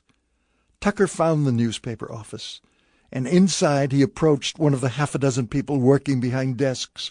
"Perdón, I would like to see the managing editor." The man pointed to an office. "In there, senor." Tucker walked over to the door. A man in his mid-30s was seated behind a desk, busily editing copy. "Could I speak with you a moment? I'm looking for a senorita." The editor smiled. "Aren't we all, senor?" "She was left at a farmhouse around here when she was an infant." "Oh, and you are trying to find her?" "Yes." "How many years ago would that be, senor?" 28. The man shrugged. "It was before my time. I would suggest you speak with Father Berendo." Father Berendo sat in his study listening to the stranger. When Alan Tucker was through talking, Father Berendo said, "Why do you wish to know about this matter, senor? It happened so long ago." Tucker hesitated. "I am not at liberty to say. I can only assure you that I mean the woman no harm." When Father Berendo had taken the infant to the orphanage, Mercedes Angeles, who ran the place, had asked, "Does the baby have a name?" "I don't know." "Well, we'll just have to give her a name, won't we?" She had recently finished reading a romantic novel, and she liked the name of the heroine in it. "Megan," she said. "We'll call her Megan." And 14 years later, Father Berendo had taken Megan from the orphanage to the convent. And now, so many years after that, this stranger was looking for her. Life always comes full circle, Father Berendo thought. "Sit down, senor," Father Berendo said to Alan Tucker. "There is much to tell you." And he told him. When the priest had finished, Alan Tucker sat there quietly, his mind racing. "Father, I'd like to get into the convent to see her. It's very important." The priest shook his head. "I'm afraid you are too late. The convent has been attacked by agents of the government." Alan Tucker stared at him. "Attacked? What happened to the nuns?" "4 of the nuns escaped. Sister Megan was one of them." Things were beginning to become complicated. "Where is she now?" "No one knows. The police and the army are searching for her and the other sisters." "I see." There was nothing Alan Tucker could do but wait for further developments. Jaime Moreau found himself intrigued with Sister Megan. She was not behaving at all as he would have expected a nun to behave. She was miles away from her convent, traveling through strange territory, being hunted, and she seemed to be actually enjoying it. What kind of nun is she, Jaime Moreau wondered. Amparo Giron was less impressed. "I'll be glad to be rid of her," she thought. She stayed close to Jaime, letting the nun walk with Felix Carpio. Amparo seemed to Megan like a wild animal, gliding effortlessly over hills and valleys, never seeming to tire. When finally, hours later, Valladolid loomed up in the distance, Jaime called a halt. Jaime turned to Felix. "Everything is arranged?" "Yes." Megan wondered exactly what had been arranged. She found out very quickly. "Tomas is instructed to contact us in front of the bull ring." "What time does the bank close?" 5 o'clock. There will be plenty of time. Jaime nodded. "And today there should be a fat payroll." "Good Lord, they're going to rob a bank," Megan thought. It was a little more excitement than she had bargained for. God isn't going to like this. As they approached the entrance to a huge arena, they passed a poster plastered to the wall. Megan stopped and stared at it. There was a picture of Jaime Moreau, and under it, "Wanted for murder, Jaime Moreau, 500,000 pesetas reward for his capture, dead or alive. And suddenly it brought back to Megan the sober realization of the kind of man she was traveling with, the terrorist who held her life in his hands. Jaime was studying the picture. Not a bad likeness. He ripped off the poster, folded it, and put it in his pocket. What good will that do, Amparo wondered. They must have posted hundreds of those. Jaime grinned. This particular one is going to bring us a fortune, querida. Aproned food vendors were calling out their wares. One of them approached Jaime. Empanadas, he called out. Empanadas caliente? Jaime raised a hand. Aquí. The vendor skillfully tossed a wrapped package into Jaime's hands. Megan watched as Jaime carefully opened it. Inside the wrapping was a piece of paper. Jaime read it, then read it again, and Megan saw his jaw tighten. Let's move, Jaime said. What's wrong? Felix asked Jaime.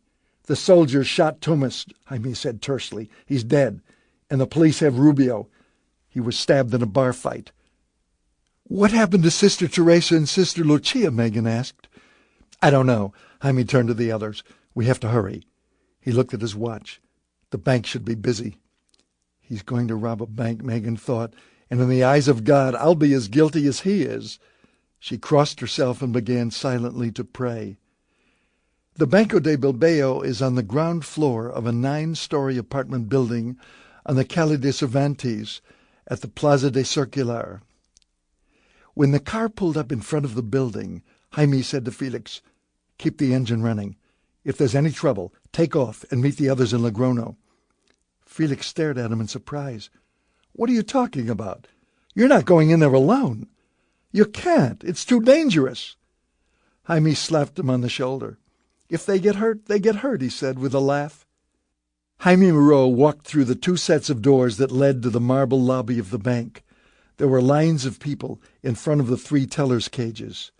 Jaime stepped into a line and patiently waited his turn. When he reached the teller's cage, he smiled pleasantly and said, Buenas tardes.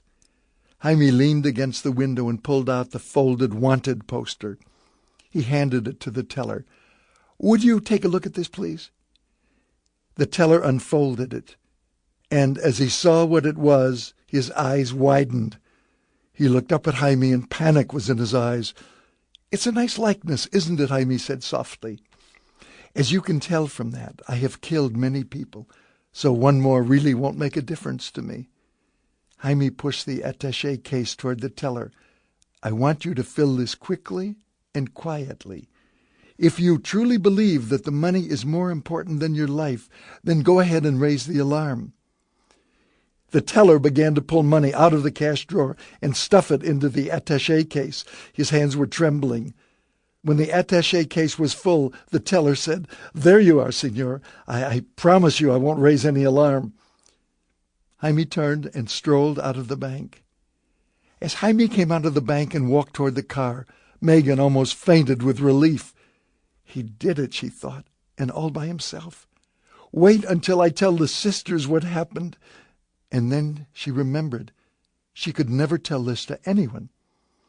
When she went back to the convent, there would be only silence for the rest of her life.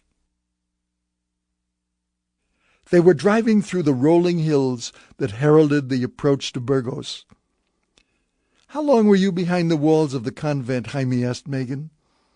15 years. Jaime was astonished. Jesus! Hastily he added, I beg your pardon, sister. But it's like talking to someone from another planet. You have no idea what's happened in the world in the past 15 years. I'm sure that whatever changed is only temporary. It will change again.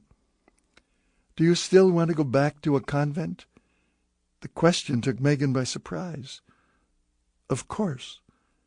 Unexpectedly, Jaime said, I'm sorry for wanting to desert you earlier, sister. It was nothing personal.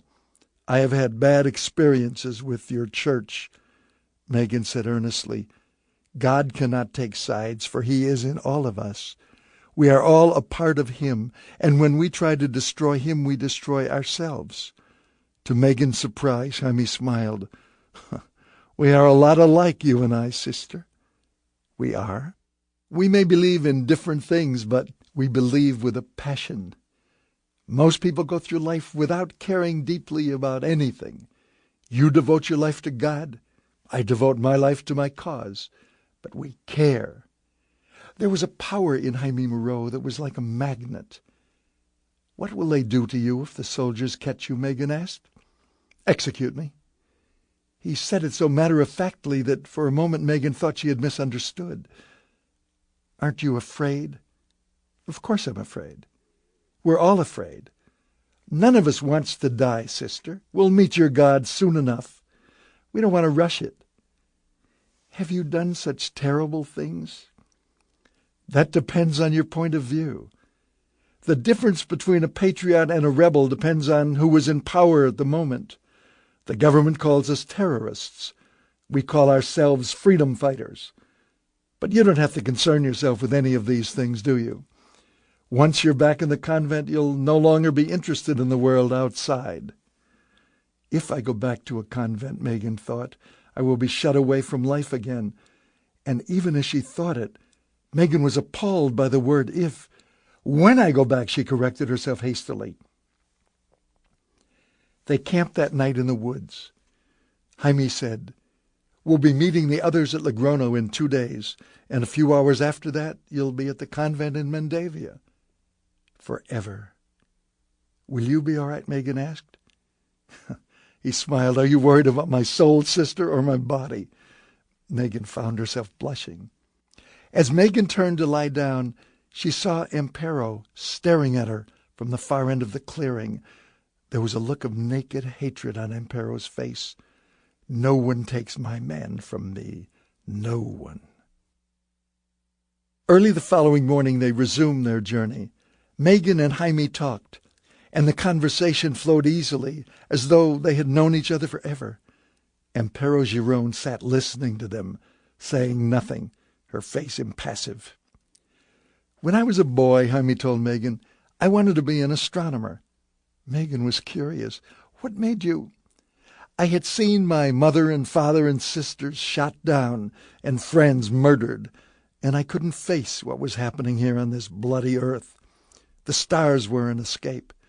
They were millions of light years away, and I used to dream of going to them one day and getting away from this awful planet." Megan was watching him, silent. "But there is no escape, is there? In the end, we all have to face up to our responsibilities. So I came back down to earth." They reached Leon at dusk. The group took to the side streets, keeping a wary eye out for trouble. 20 minutes later, they arrived at a 1-story stone house nestled in a side street and surrounded by a high fence. During dinner, Jaime seemed unusually preoccupied. "What's troubling you, amigo?" Felix asked. Jaime hesitated. "We have a traitor in the movement." There was a shocked silence. What makes you think that?" Felix demanded. "Colonel Acoca. He keeps getting too close to us." Felix shrugged. "He's the fox and we're the rabbits." "No, it's something more than that." "What do you mean?" Amparo asked. "When we were going to blow up the dam at Puente La Reina, Acoca was tipped off." He looked at Felix. "He set a trap and caught you and Ricardo and Zamora. If I hadn't been delayed, I would have been captured with you." Amparo's face was somber. "Who do you think it is?" Jaime shook his head. "I'm not sure. Someone who knows all our plans." "Then let's change our plans," Amparo said. "We'll meet the others at Logrono and skip Mendavia." Jaime glanced at Megan. "We can't do that. We have to get the sisters to their convent." Megan looked at him and thought, "He's already done enough for me. I mustn't put him in greater danger than he's already in." She started to say, "But if it's a problem—" But he knew what she was going to say. "Don't worry, Megan. We're all going to get there safely." He's changed, Amparo thought. In the beginning he wanted nothing to do with any of them. Now he's willing to risk his life for her. And he calls her Megan. It's no longer sister. Jaime was going on. "There are at least 15 people who know our plans." We have to find out which one it is, Amparo insisted. Jaime turned to Megan. Your last day. Tomorrow you'll be at the convent. You must be eager to get there. She looked at him a long moment. Yes. Not eager, Megan thought. Anxious. I wish I weren't anxious. I'm going to shut myself away from this, but for the rest of my life, I'm going to wonder what happened to Jaime and Felix and the others. I must put him out of my mind, she thought. When Jaime and Felix returned from a walk, Amparo was waiting for them at the door. Felix looked pale. Paco called, Amparo said excitedly. He has some information for you, but he didn't want to discuss it on the phone. He's sending someone to meet you. This person will be at the village square at noon. Jaime frowned. I'll go meet him. I want you to keep an eye on Felix. Amparo looked at him puzzled. I don't want him using the telephone. A flash of understanding crossed Amparo's face. You think that Felix is... Please, just do as I ask. He looked at his watch. It's almost noon. I'll leave now. I should be back in an hour. Take care. Don't worry. Megan heard their voices. I don't want him using the telephone. You think that Felix is... Please, just do as I ask. So Felix is the traitor, Megan thought. She had seen him go into his bedroom and close the door. Megan heard Jaime leave. All their lives were in danger. Amparo may need help, Megan thought. She started toward the living room, then stopped. A voice was saying, Jaime just left. He will be alone on a bench in the main plaza. Your men should have no trouble picking him up. Megan stood there, frozen. He's walking, so it should take him about 15 minutes to get there. Megan listened with growing horror. Remember our deal, Colonel, Amparo said into the telephone. You promised not to kill him. Megan backed into the hallway, her mind in a turmoil. So Amparo was the traitor, and she had sent Jaime into a trap. Backing away quietly so Amparo would not hear her, Megan turned and ran out the back door. Jaime was approaching the village square. In the middle of the plaza was a fountain and shade trees, with benches scattered around. Children were playing tag. A couple of old men were playing boule. Out of the corner of his eye, Jaime saw a police car pull up at the far end of the square. He looked in the other direction.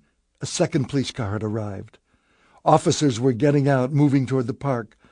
Jaime's heart began to beat faster. It was a trap. But who had set it? Was it Paco who sent the message, or Amparo who delivered it? She had sent him to the park. But why? A block away, Megan was hurrying toward the park. As it came into view, she took in the scene at a glance. She saw Jaime seated on a bench and the policemen closing in on the park from both sides. Megan was walking past a groceria. Ahead of her, blocking her path, a mother was pushing a baby carriage. The woman stopped, set the carriage against the wall of the shop, and went inside to make a purchase. Without a moment's hesitation, Megan grabbed the handle of the baby carriage and moved across the street into the park. The police were walking along the benches now, questioning the men seated there. Megan elbowed her way past the policeman and walked up to Jaime, pushing the baby carriage ahead of her. She yelled, I've been looking everywhere for you. I've had enough. You promised to paint the house this morning, and here you are sitting in the park like some millionaire. Mother was right. You're a good-for-nothing bum. I never should have married you in the first place.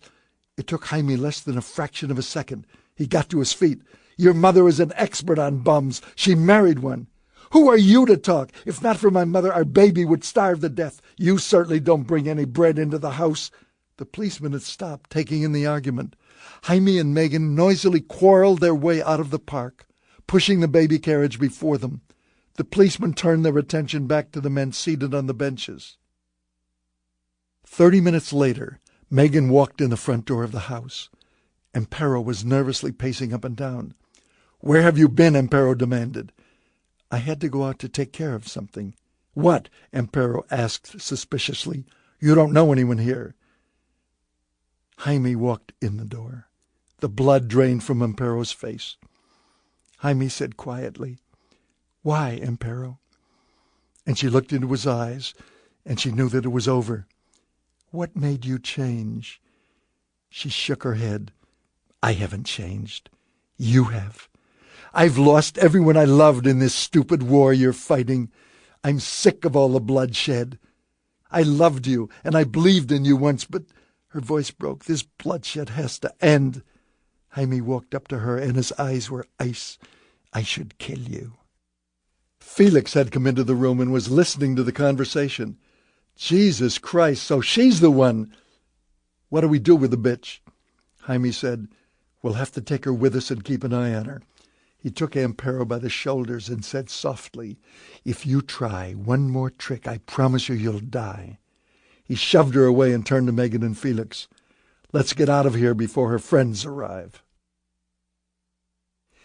"You had Moreau in your hands and you let him escape?"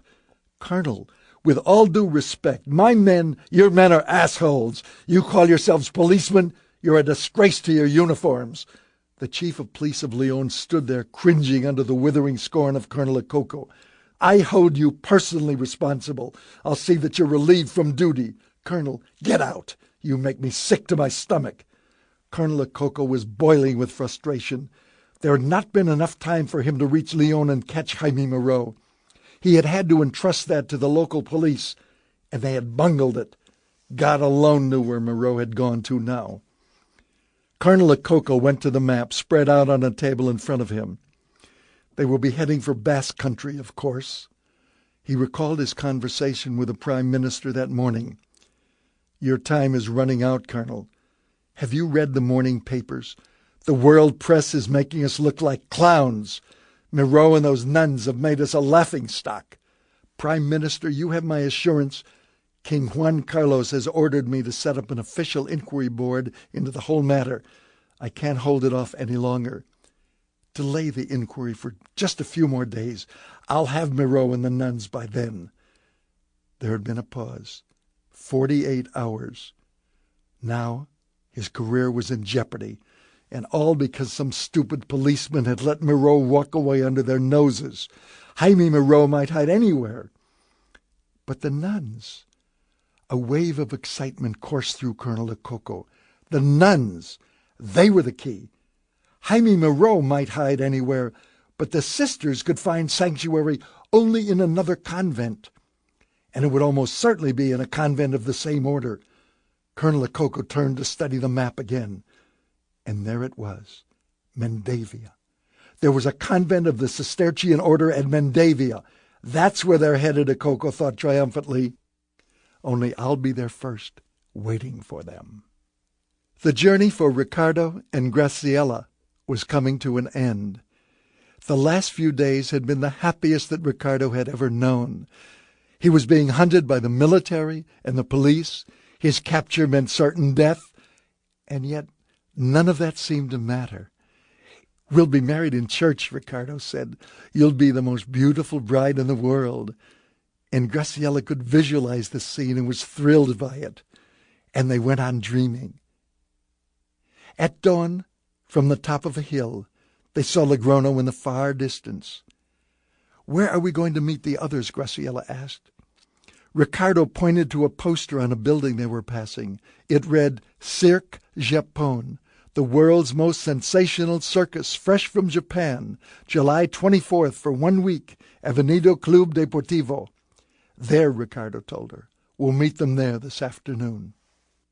In another part of the city, Megan, Jaime, Amparo, and Felix were also looking at a circus poster. There was a feeling of enormous tension in the group. Amparo was never out of their sight. Ever since the incident at Leon, the men treated Amparo as an outcast, ignoring her most of the time and speaking to her only when necessary. Jaime looked at his watch. At police headquarters at Logrono, Colonel Ramon Akoko was finalizing his plans. "Are the men deployed around the convent?" "Yes, Colonel. Everything is in place." "Excellent." Colonel Akoko was in an expansive mood. The trap he had set was foolproof, and there would be no bungling policeman to spoil his plans this time. He was personally conducting the operation. The Cirque Japon was held in Logrono's outlying district of Guanos in a huge tent, and 10 minutes before the circus was to begin, the tent was filled to capacity.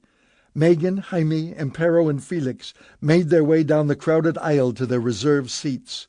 The lights dimmed and the show began. "We'll wait another 15 minutes, Jaime decided. "If they're not here by then." A voice said, "Excuse me, are these seats taken?" Jaime looked up to see Ricardo and Graciela, and he grinned. "No, please sit down." And then in a relieved whisper, "I'm damn glad to see you." Ricardo nodded at Megan and Amparo and Felix. He looked around. "Where are the others?" "Haven't you seen the newspapers?" "Newspapers? No, we've been in the mountains." "I have bad news," Jaime said. "Rubio is in a prison hospital." Ricardo stared at him. "How?" "He was stabbed in a bar fight. The police picked him up." "Mierda." Ricardo was silent a moment, then sighed. "Well, we'll just have to get him out, won't we?" "That's my plan," Jaime agreed. "Where's Sister Lucia?" Graciela asked. "And Sister Teresa?" "Sister Lucia has been arrested. She was wanted for murder. Sister Teresa is dead." Graciela crossed herself. "Oh, my Lord." Colonel Akoko was receiving an excited report from an aide. "They were seen at the circus less than an hour ago. By the time we could bring up reinforcements, they had gone. They left in a blue and white van." "You were right, Colonel. They are headed for Mendavia." So it's finally over, Colonel Akoko thought. The chase had been an exciting one, and he had to admit that Jaime Moreau had been a worthy opponent.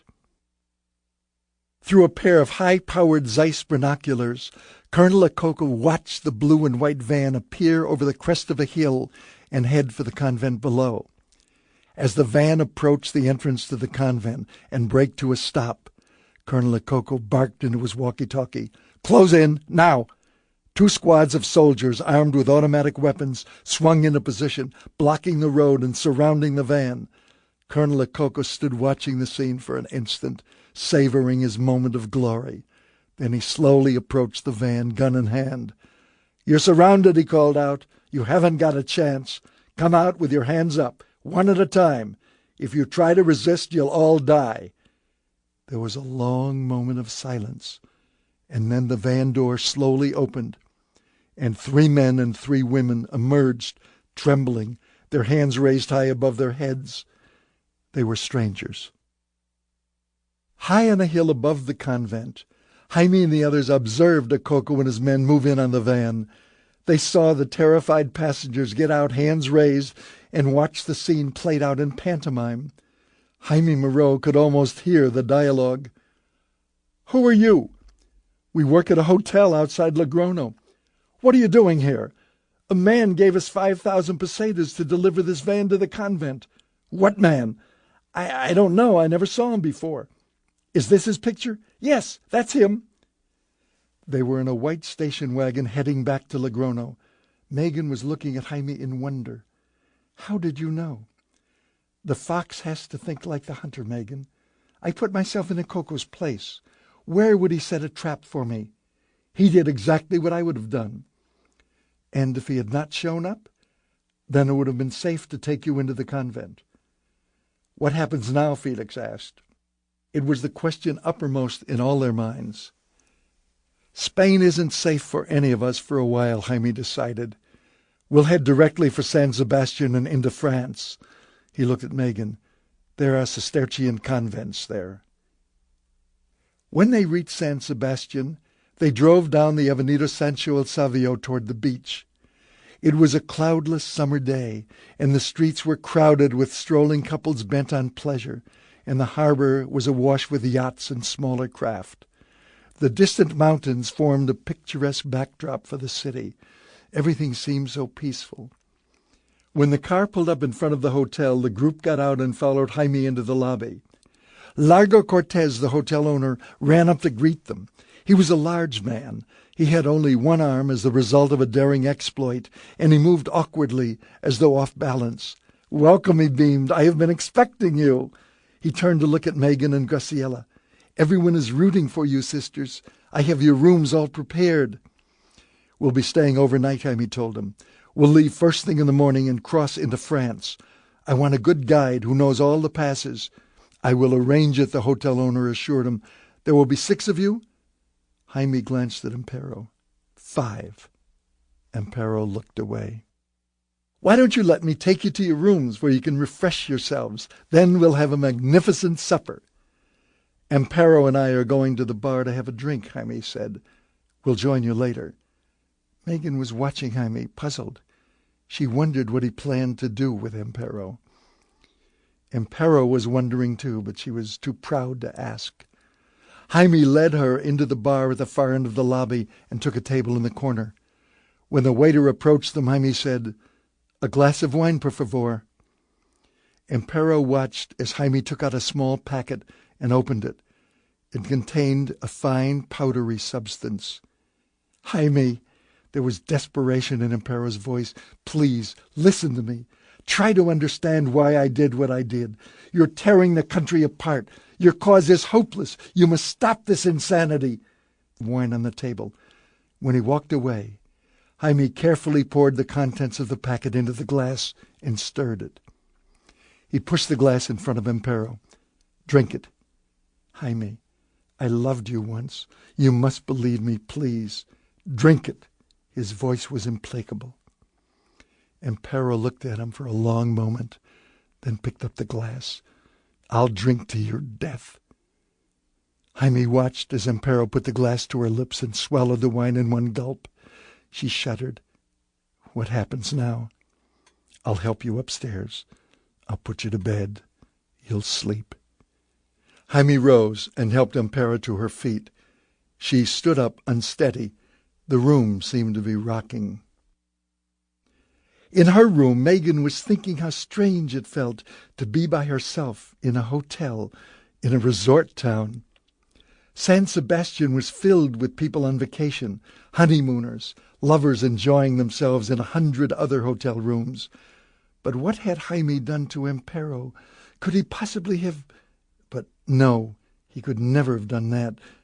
Or could he? And suddenly Megan wished Jaime were there with her, and she wondered what it would be like to have him making love to her. All the feelings that she had been suppressing for so long came flooding into her mind in a wild torrent of emotions. "I want him," she thought. "Oh, Lord, what's happening to me? What can I do?" Ricardo was whistling as he dressed. He was in a wonderful mood. "I'm the luckiest man in the world," he thought. "We'll be married in France tomorrow." In her room, Graciela was taking a bath, luxuriating in the warm water, thinking of Ricardo. She smiled to herself and thought, "I'm going to make him so happy. Thank you, God." The 5 of them met for supper in the hotel dining room. No one mentioned Amparo. When the meal was over, Megan rose. "I should be getting to bed." "Wait," Jaime said. "I have to talk to you." He escorted her to a deserted corner of the lobby. "About tomorrow." "Yes?" And she knew what he was going to ask. What she did not know was what she was going to answer. "I've changed," Megan thought. "I was so sure about my life before. I believed I had everything I wanted." And Jaime was saying, "You don't really want to go back to a convent, do you?" Due on for an answer. "I have to be honest with him," Megan thought. She looked into his eyes and said, "I don't know what I want, Jaime. I'm confused." Jaime smiled. He hesitated, choosing his words carefully. "Megan, this fight will be over soon. We'll get what we want because the people are behind us.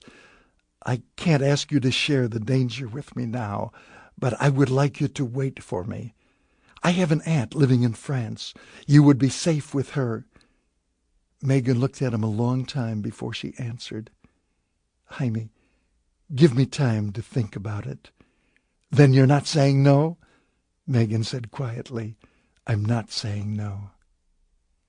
None of the group slept that night. They had too much to think about, too many conflicts to resolve. Early the following morning, the group met in the lobby. Jaime approached Megan. "Have you thought about our conversation?" She had thought of nothing else all night. Yes, Jaime.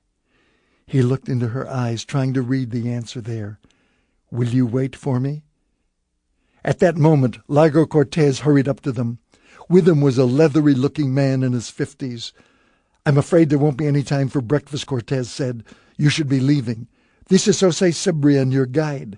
He will take you across the mountains into France. He's the best guide in San Sebastian. I'm glad to see you, Jose, Jaime said. The group moved out into the street, painted yellow by the rays of the bright sun. Largo Cortez came out of the hotel to see them off. Safe journey, he said, way Jose Cibrian ordered. The group started to turn toward the square, and at that moment, soldiers and members of the GEO suddenly materialized at both ends of the street, sealing it off.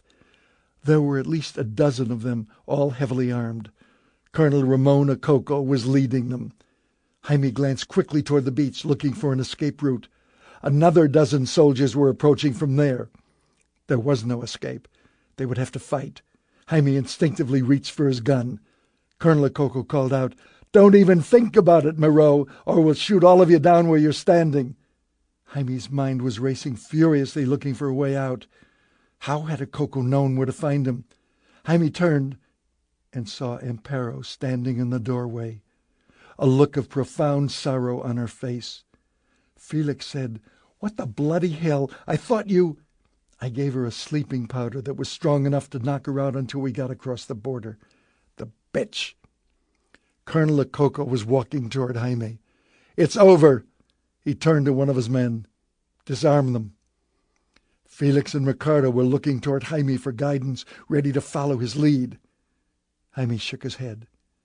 Reluctantly, he handed over his gun, and Felix and Ricardo followed suit. What are you going to do with us? Jaime asked. Several passers-by stopped to watch the proceedings. Colonel Acocco's voice was curt. I'm taking you and your gang of murderers back to Madrid. We'll give you a fair military trial and then hang you. If I had my way, I'd hang you here, now. Let the sisters go, Jaime said. They had nothing to do with this. They're accomplices. They're as guilty as you are. Colonel Acocco turned and gave a signal. The soldiers motioned to the onlookers to move aside to let 3 army trucks drive up. Colonel Acocco watched as his prisoners climbed into the army trucks. There was an angry murmur from the growing crowd. By now, many people had gathered in the street to watch what was happening. Colonel Acocco started to climb into the first truck. He called out to those in front of the truck, Clear the way! From the side streets, more people began to emerge.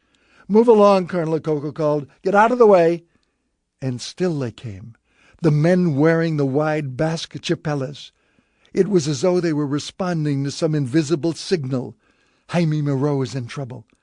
They came from shops and homes. Housewives dropped what they were doing and moved out into the street. Shopkeepers, about to open for business, heard the news and hurried on to the hotel. And more came. Artists and plumbers and doctors, mechanics and salesmen and students, many carrying shotguns and rifles. They were Basques, and this was their homeland. It started with a few, and then 100, and within minutes it had swollen to more than 1,000, filling the sidewalks and streets, completely surrounding the army trucks. They were ominously silent. Colonel Acocco observed the huge crowd in desperation. He screamed, Everybody get out of the way or we'll start shooting. Jaime called out, I wouldn't advise it. These people hate you. A word from me and they'll tear you and your men to pieces. There's one thing you forgot, Colonel. San Sebastian is a Basque town. He turned to his group. Let's get out of here. Jaime helped Megan down from the truck and the others followed. Colonel Acocco watched helplessly, his face tight with fury. The crowd was waiting, hostile and silent. Jaime walked up to the colonel. Take your trucks and get back to Madrid. The colonel stared at him for a long, murderous moment. It can't end this way, he thought desperately. I was so close. But he knew that it was worse than a defeat for him. He looked at the sea of people surrounding him. He had no choice. He turned to his driver, and his voice was choked with fury. We're moving out. The truck started rolling down the street, and the crowd began to cheer wildly. It started out as a cheer for Jaime Moreau, and it grew louder and louder, and they were cheering for their freedom and their fight against tyranny. The streets reverberated with the noise of their celebration. Jaime took Megan's hand and said, "It's over. We're free. We'll be across the border in an hour. I want you to wait for me." She looked into his eyes. "Jaime." A man pushed his way toward them through the crowd and hurried up to Megan. "Excuse me," he said breathlessly. "Are you Sister Megan?" She turned to him, puzzled. "Yes." "I've had quite a time finding you. My name is Alan Tucker. I wonder if I could speak to you for a moment. This is very important. I've come all the way from New York to find you." Megan's heart began to beat faster. She had a sudden, blinding premonition. The stranger took her arm and walked her down the street, talking rapidly. What he had to say turned Megan's world upside down. She was finally going to learn who she was. When Tucker was through, he told her he would arrange for a passport for her. She would have to come with him to New York right away and meet Ellen Scott. Megan turned and saw Jaime standing in front of the hotel, waiting. "Excuse me a moment." She walked back to Jaime in a daze, and she felt as though she were living a dream. Jaime took Megan's hand. "I want you to come with me now. We belong together, Megan." And she looked at Jaime's strong, handsome face, and she thought, "I want us to be together. Jaime, I want to be with you, but there's something I have to do first." He studied her, his face troubled. "You're going to leave?"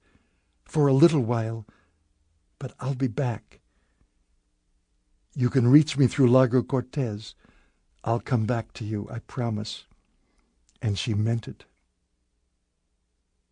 "The God of Israel joins you together. Blessed are all they that love the Lord, that walk in his ways. Glory." Ricardo looked away from the priest and glanced at Graciela standing at his side. "I was right. She is the most beautiful bride in the world." Graciela was still, listening to the words of the priest echoing through the cavernous vaulted church. There was such a sense of peace in the church. It seemed to Graciela to be filled with all the thousands of people who had come here generation after generation to find forgiveness and fulfillment and joy. "I feel as though I've come home again," Graciela thought, "as though I belong. Hear us, Almighty and merciful God, that what is done by our ministry may be abundantly fulfilled with thy blessing." He has blessed me more than I deserve. Let me be worthy of him. My times are in thy hands. I took a solemn vow to devote the rest of my life to him. The words seemed to reverberate in Graciela's head. She felt as though time had stopped. "O God, who has hallowed wedlock to foreshadow the union of Christ in the church, look in thy mercy upon this thy handmaiden, who is to be joined in wedlock and entreats protection and strength from thee." But how can he show me mercy when I am betraying him? Graciela was suddenly finding it difficult to breathe. The walls seemed to be closing in on her. That was the moment when Graciela knew, and she felt as though a great burden had been lifted from her. She was filled with an exalted, ineffable joy. The priest was saying, "May she win the peace of the kingdom of heaven. We ask thee to bless this marriage and—" "I'm already married," Graciela said aloud. There was a moment of shocked silence. Ricardo and the priest were staring at her. Ricardo's face was pale. "Graciela, what are you—" She took his arm and said gently, "I'm sorry, Ricardo. I don't understand. Have you stopped loving me?" She shook her head. "I love you more than my life, but my life doesn't belong to me anymore. I gave it to God a long time ago. You're a part of the world I gave up, the best part, but I did give it up. I must return to my world." Ricardo stared at her, shaken, and no words would come. It was as though something in him had died. Graciela looked at his stricken face, and her heart went out to him. She kissed him on the cheek. "I love you," she said softly, her eyes filled with tears. "I will pray for you. I will pray for us both." On a late Friday afternoon, a military ambulance drove up to the emergency entrance at the hospital at Aranda de Duero. An ambulance attendant, accompanied by 2 uniformed policemen, went through the swinging doors and approached the supervisor behind the desk. "We have an order here to pick up a Rubio Arzano," one of the policemen said. He handed over the document. Half a mile away, in front of the city jail, 2 detectives emerged from a police car and entered the building. They approached the desk sergeant. One of the men showed his badge. "We're here to pick up Lucia Carmine." The sergeant looked at the 2 detectives in front of him and said, "No one told me anything about this." One of the detectives sighed. "Goddamn bureaucracy. The left hand never tells the right hand what it's doing." "Let me see that release order." The detective handed it to him. "Colonel Acoca signed it, huh?" "That's right." "Where are you taking her?" "Madrid. The colonel is going to question her himself." "Is he? Well, I think I'd better check it out with him." "I don't have much time." "I have a lot of time, amigo. What I don't have is another ass if I lose mine over this." He picked up the phone and said, "Get me Colonel Acoca in Madrid." "Jesus Christ," the detective said, "my wife is going to kill me if I'm late for dinner again. Besides, the colonel's probably not even in." And the phone on the desk rang. The sergeant reached for it. "I have the colonel's office on the line." The sergeant gave the detectives a triumphant look. "Hello? It is important that I speak to Colonel Acoca." One of the detectives looked at his watch impatiently. "Merde, I have better things to do than to stand around and—" "Hello? Colonel Acoca?" The voice boomed out over the phone. "Yes? What is it?" "I have 2 detectives here, Colonel, who want me to release a prisoner into your custody." "Lucia Carmine?" "Yes, sir." "Did they show you an order signed by me?" "Yes, sir. Then what are you bothering me for?" "Release her," he shouted, and the line went dead. The sergeant swallowed. He has a short fuse, hasn't he?" the detective grinned. In the alley, in back of the police station, a small boy was watching a man on a telephone pole disconnect a clamp from a wire and climb down. 3 hours later, at an isolated farmhouse to the north, Lucia and Rubio Arzano were reunited. Jaime Moreau arranged for a guide to see that Lucia reached Zurich safely. She had arrived late at night. "It's like a dream," Lucia thought. "I'm looking out the window at the Swiss Alps. I'm actually here." Early the following morning, she left the Bar au Lac Hotel and stood in front of the bank, waiting for it to open. A kindly-looking middle-aged man unlocked the door. "Come in, please. I hope you haven't been waiting long." "No, I'm here about my Swiss bank account." "May I have the number, please?" "B2A 149207. He nodded. "One moment, please." The account amounted to a little over $13 million. "How would you like it handled?" the banker asked. "Could you transfer it to a bank in Brazil?" "Rio?" "Certainly. It will be there this afternoon." It was that simple. Lucia's next stop was at a travel agency near the hotel. There was a large poster in the window advertising Brazil. "It's an omen," Lucia thought happily. She went inside. "May I help you?" "Yes, I would like 2 tickets to Brazil." "There are no extradition laws there." She could not wait to tell Rubio how well everything was going. He was in Biarritz, waiting for her call. They would be going to Brazil together. "We can live in peace there for the rest of our lives," she had told him. Now everything was finally set.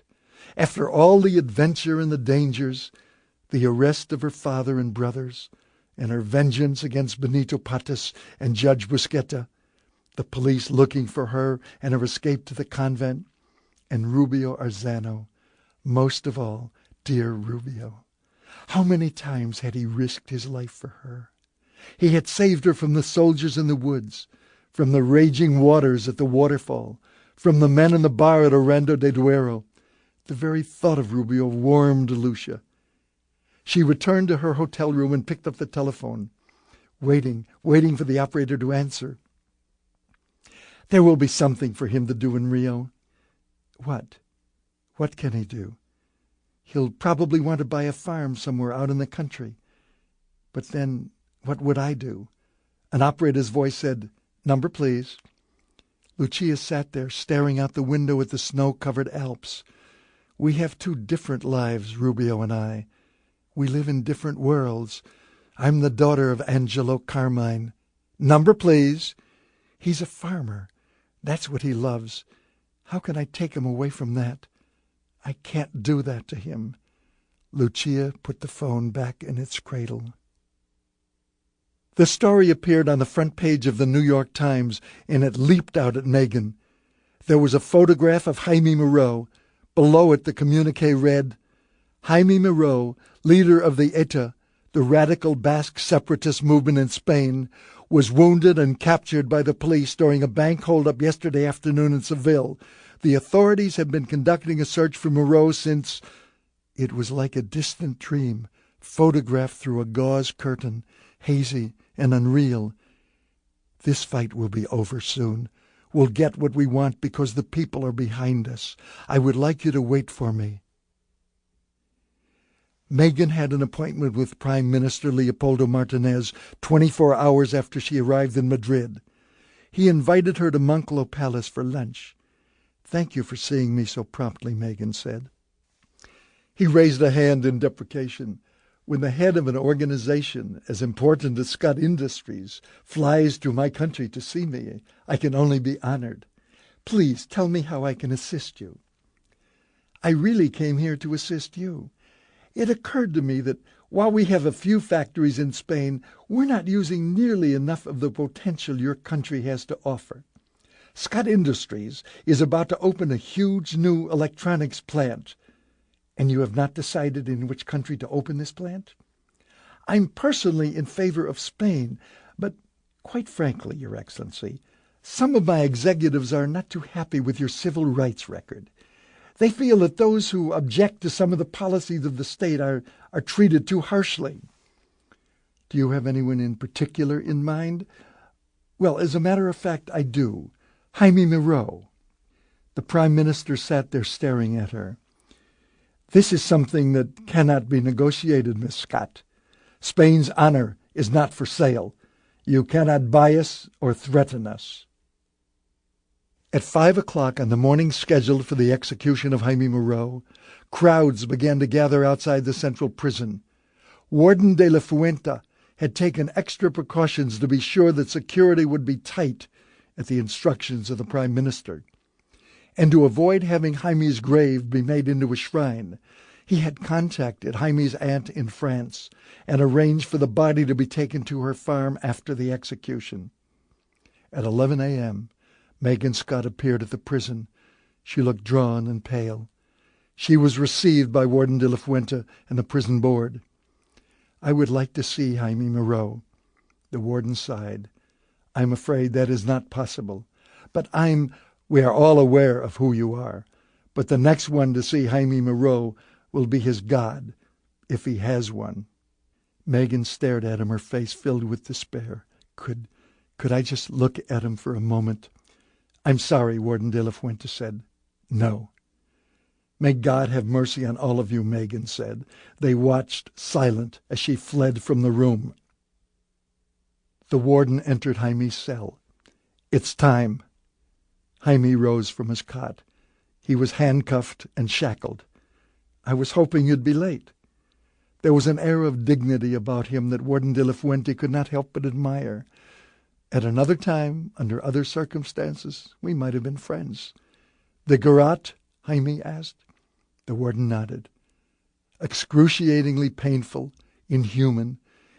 It was a good thing, the warden thought, that the execution would take place in a private room, away from the eyes of the public and the press. Inside the execution room, assistants strapped Jaime to a chair. The door was shut. Outside, the guards at the door could hear the chanting of the mob in the street. "You know something?" one of the guards grumbled. "I wish I was out there with them." At 2 o'clock that afternoon, Warden de la Fuente and his 2 assistants appeared at the office of the Prime Minister. The warden spoke. "Mr. Prime Minister, we're here to resign." Martinez stared at them, baffled. I don't understand. What? "It is a matter of humanity, Your Excellency. We just watched a man die. Perhaps he deserved to die, but not like that, not strangled to death. It was barbaric. I want no part of this or anything like it, and my colleagues feel the same way. Here are our resignations." Late that night, a van crossed the French border and headed for the village of Bidache near Bayonne. The van pulled up before a neat farmhouse. The door to the farmhouse was opened by a woman in her middle 50s. "You brought him?" "Yes, ma'am." She watched the 2 men carry in the body bag and set it on the floor. "Thank you." "De nada."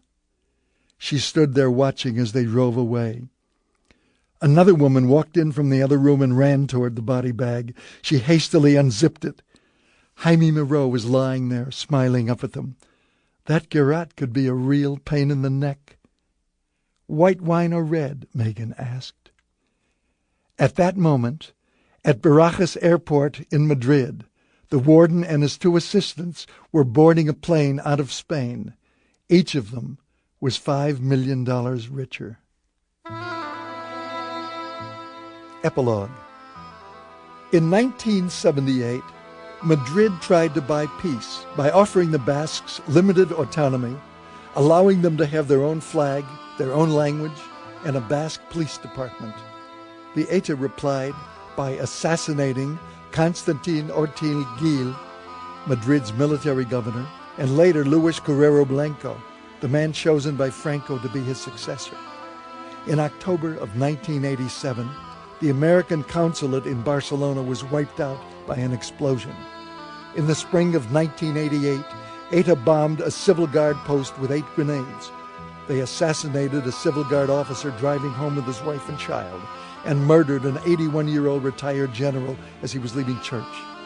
The violence keeps escalating.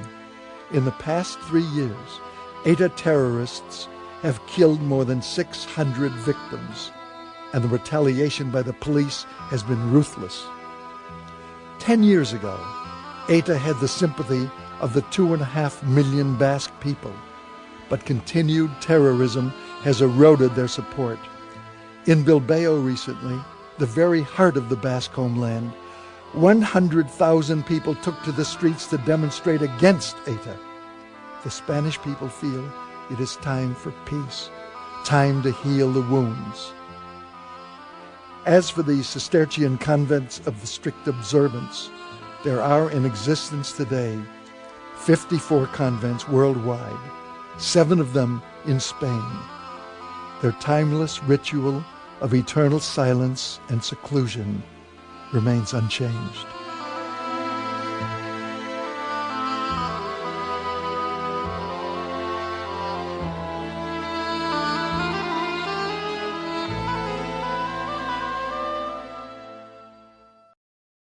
Phoenix Audio Copyright 2006. Produced by Michael Wiener. Audible hopes you have enjoyed this program.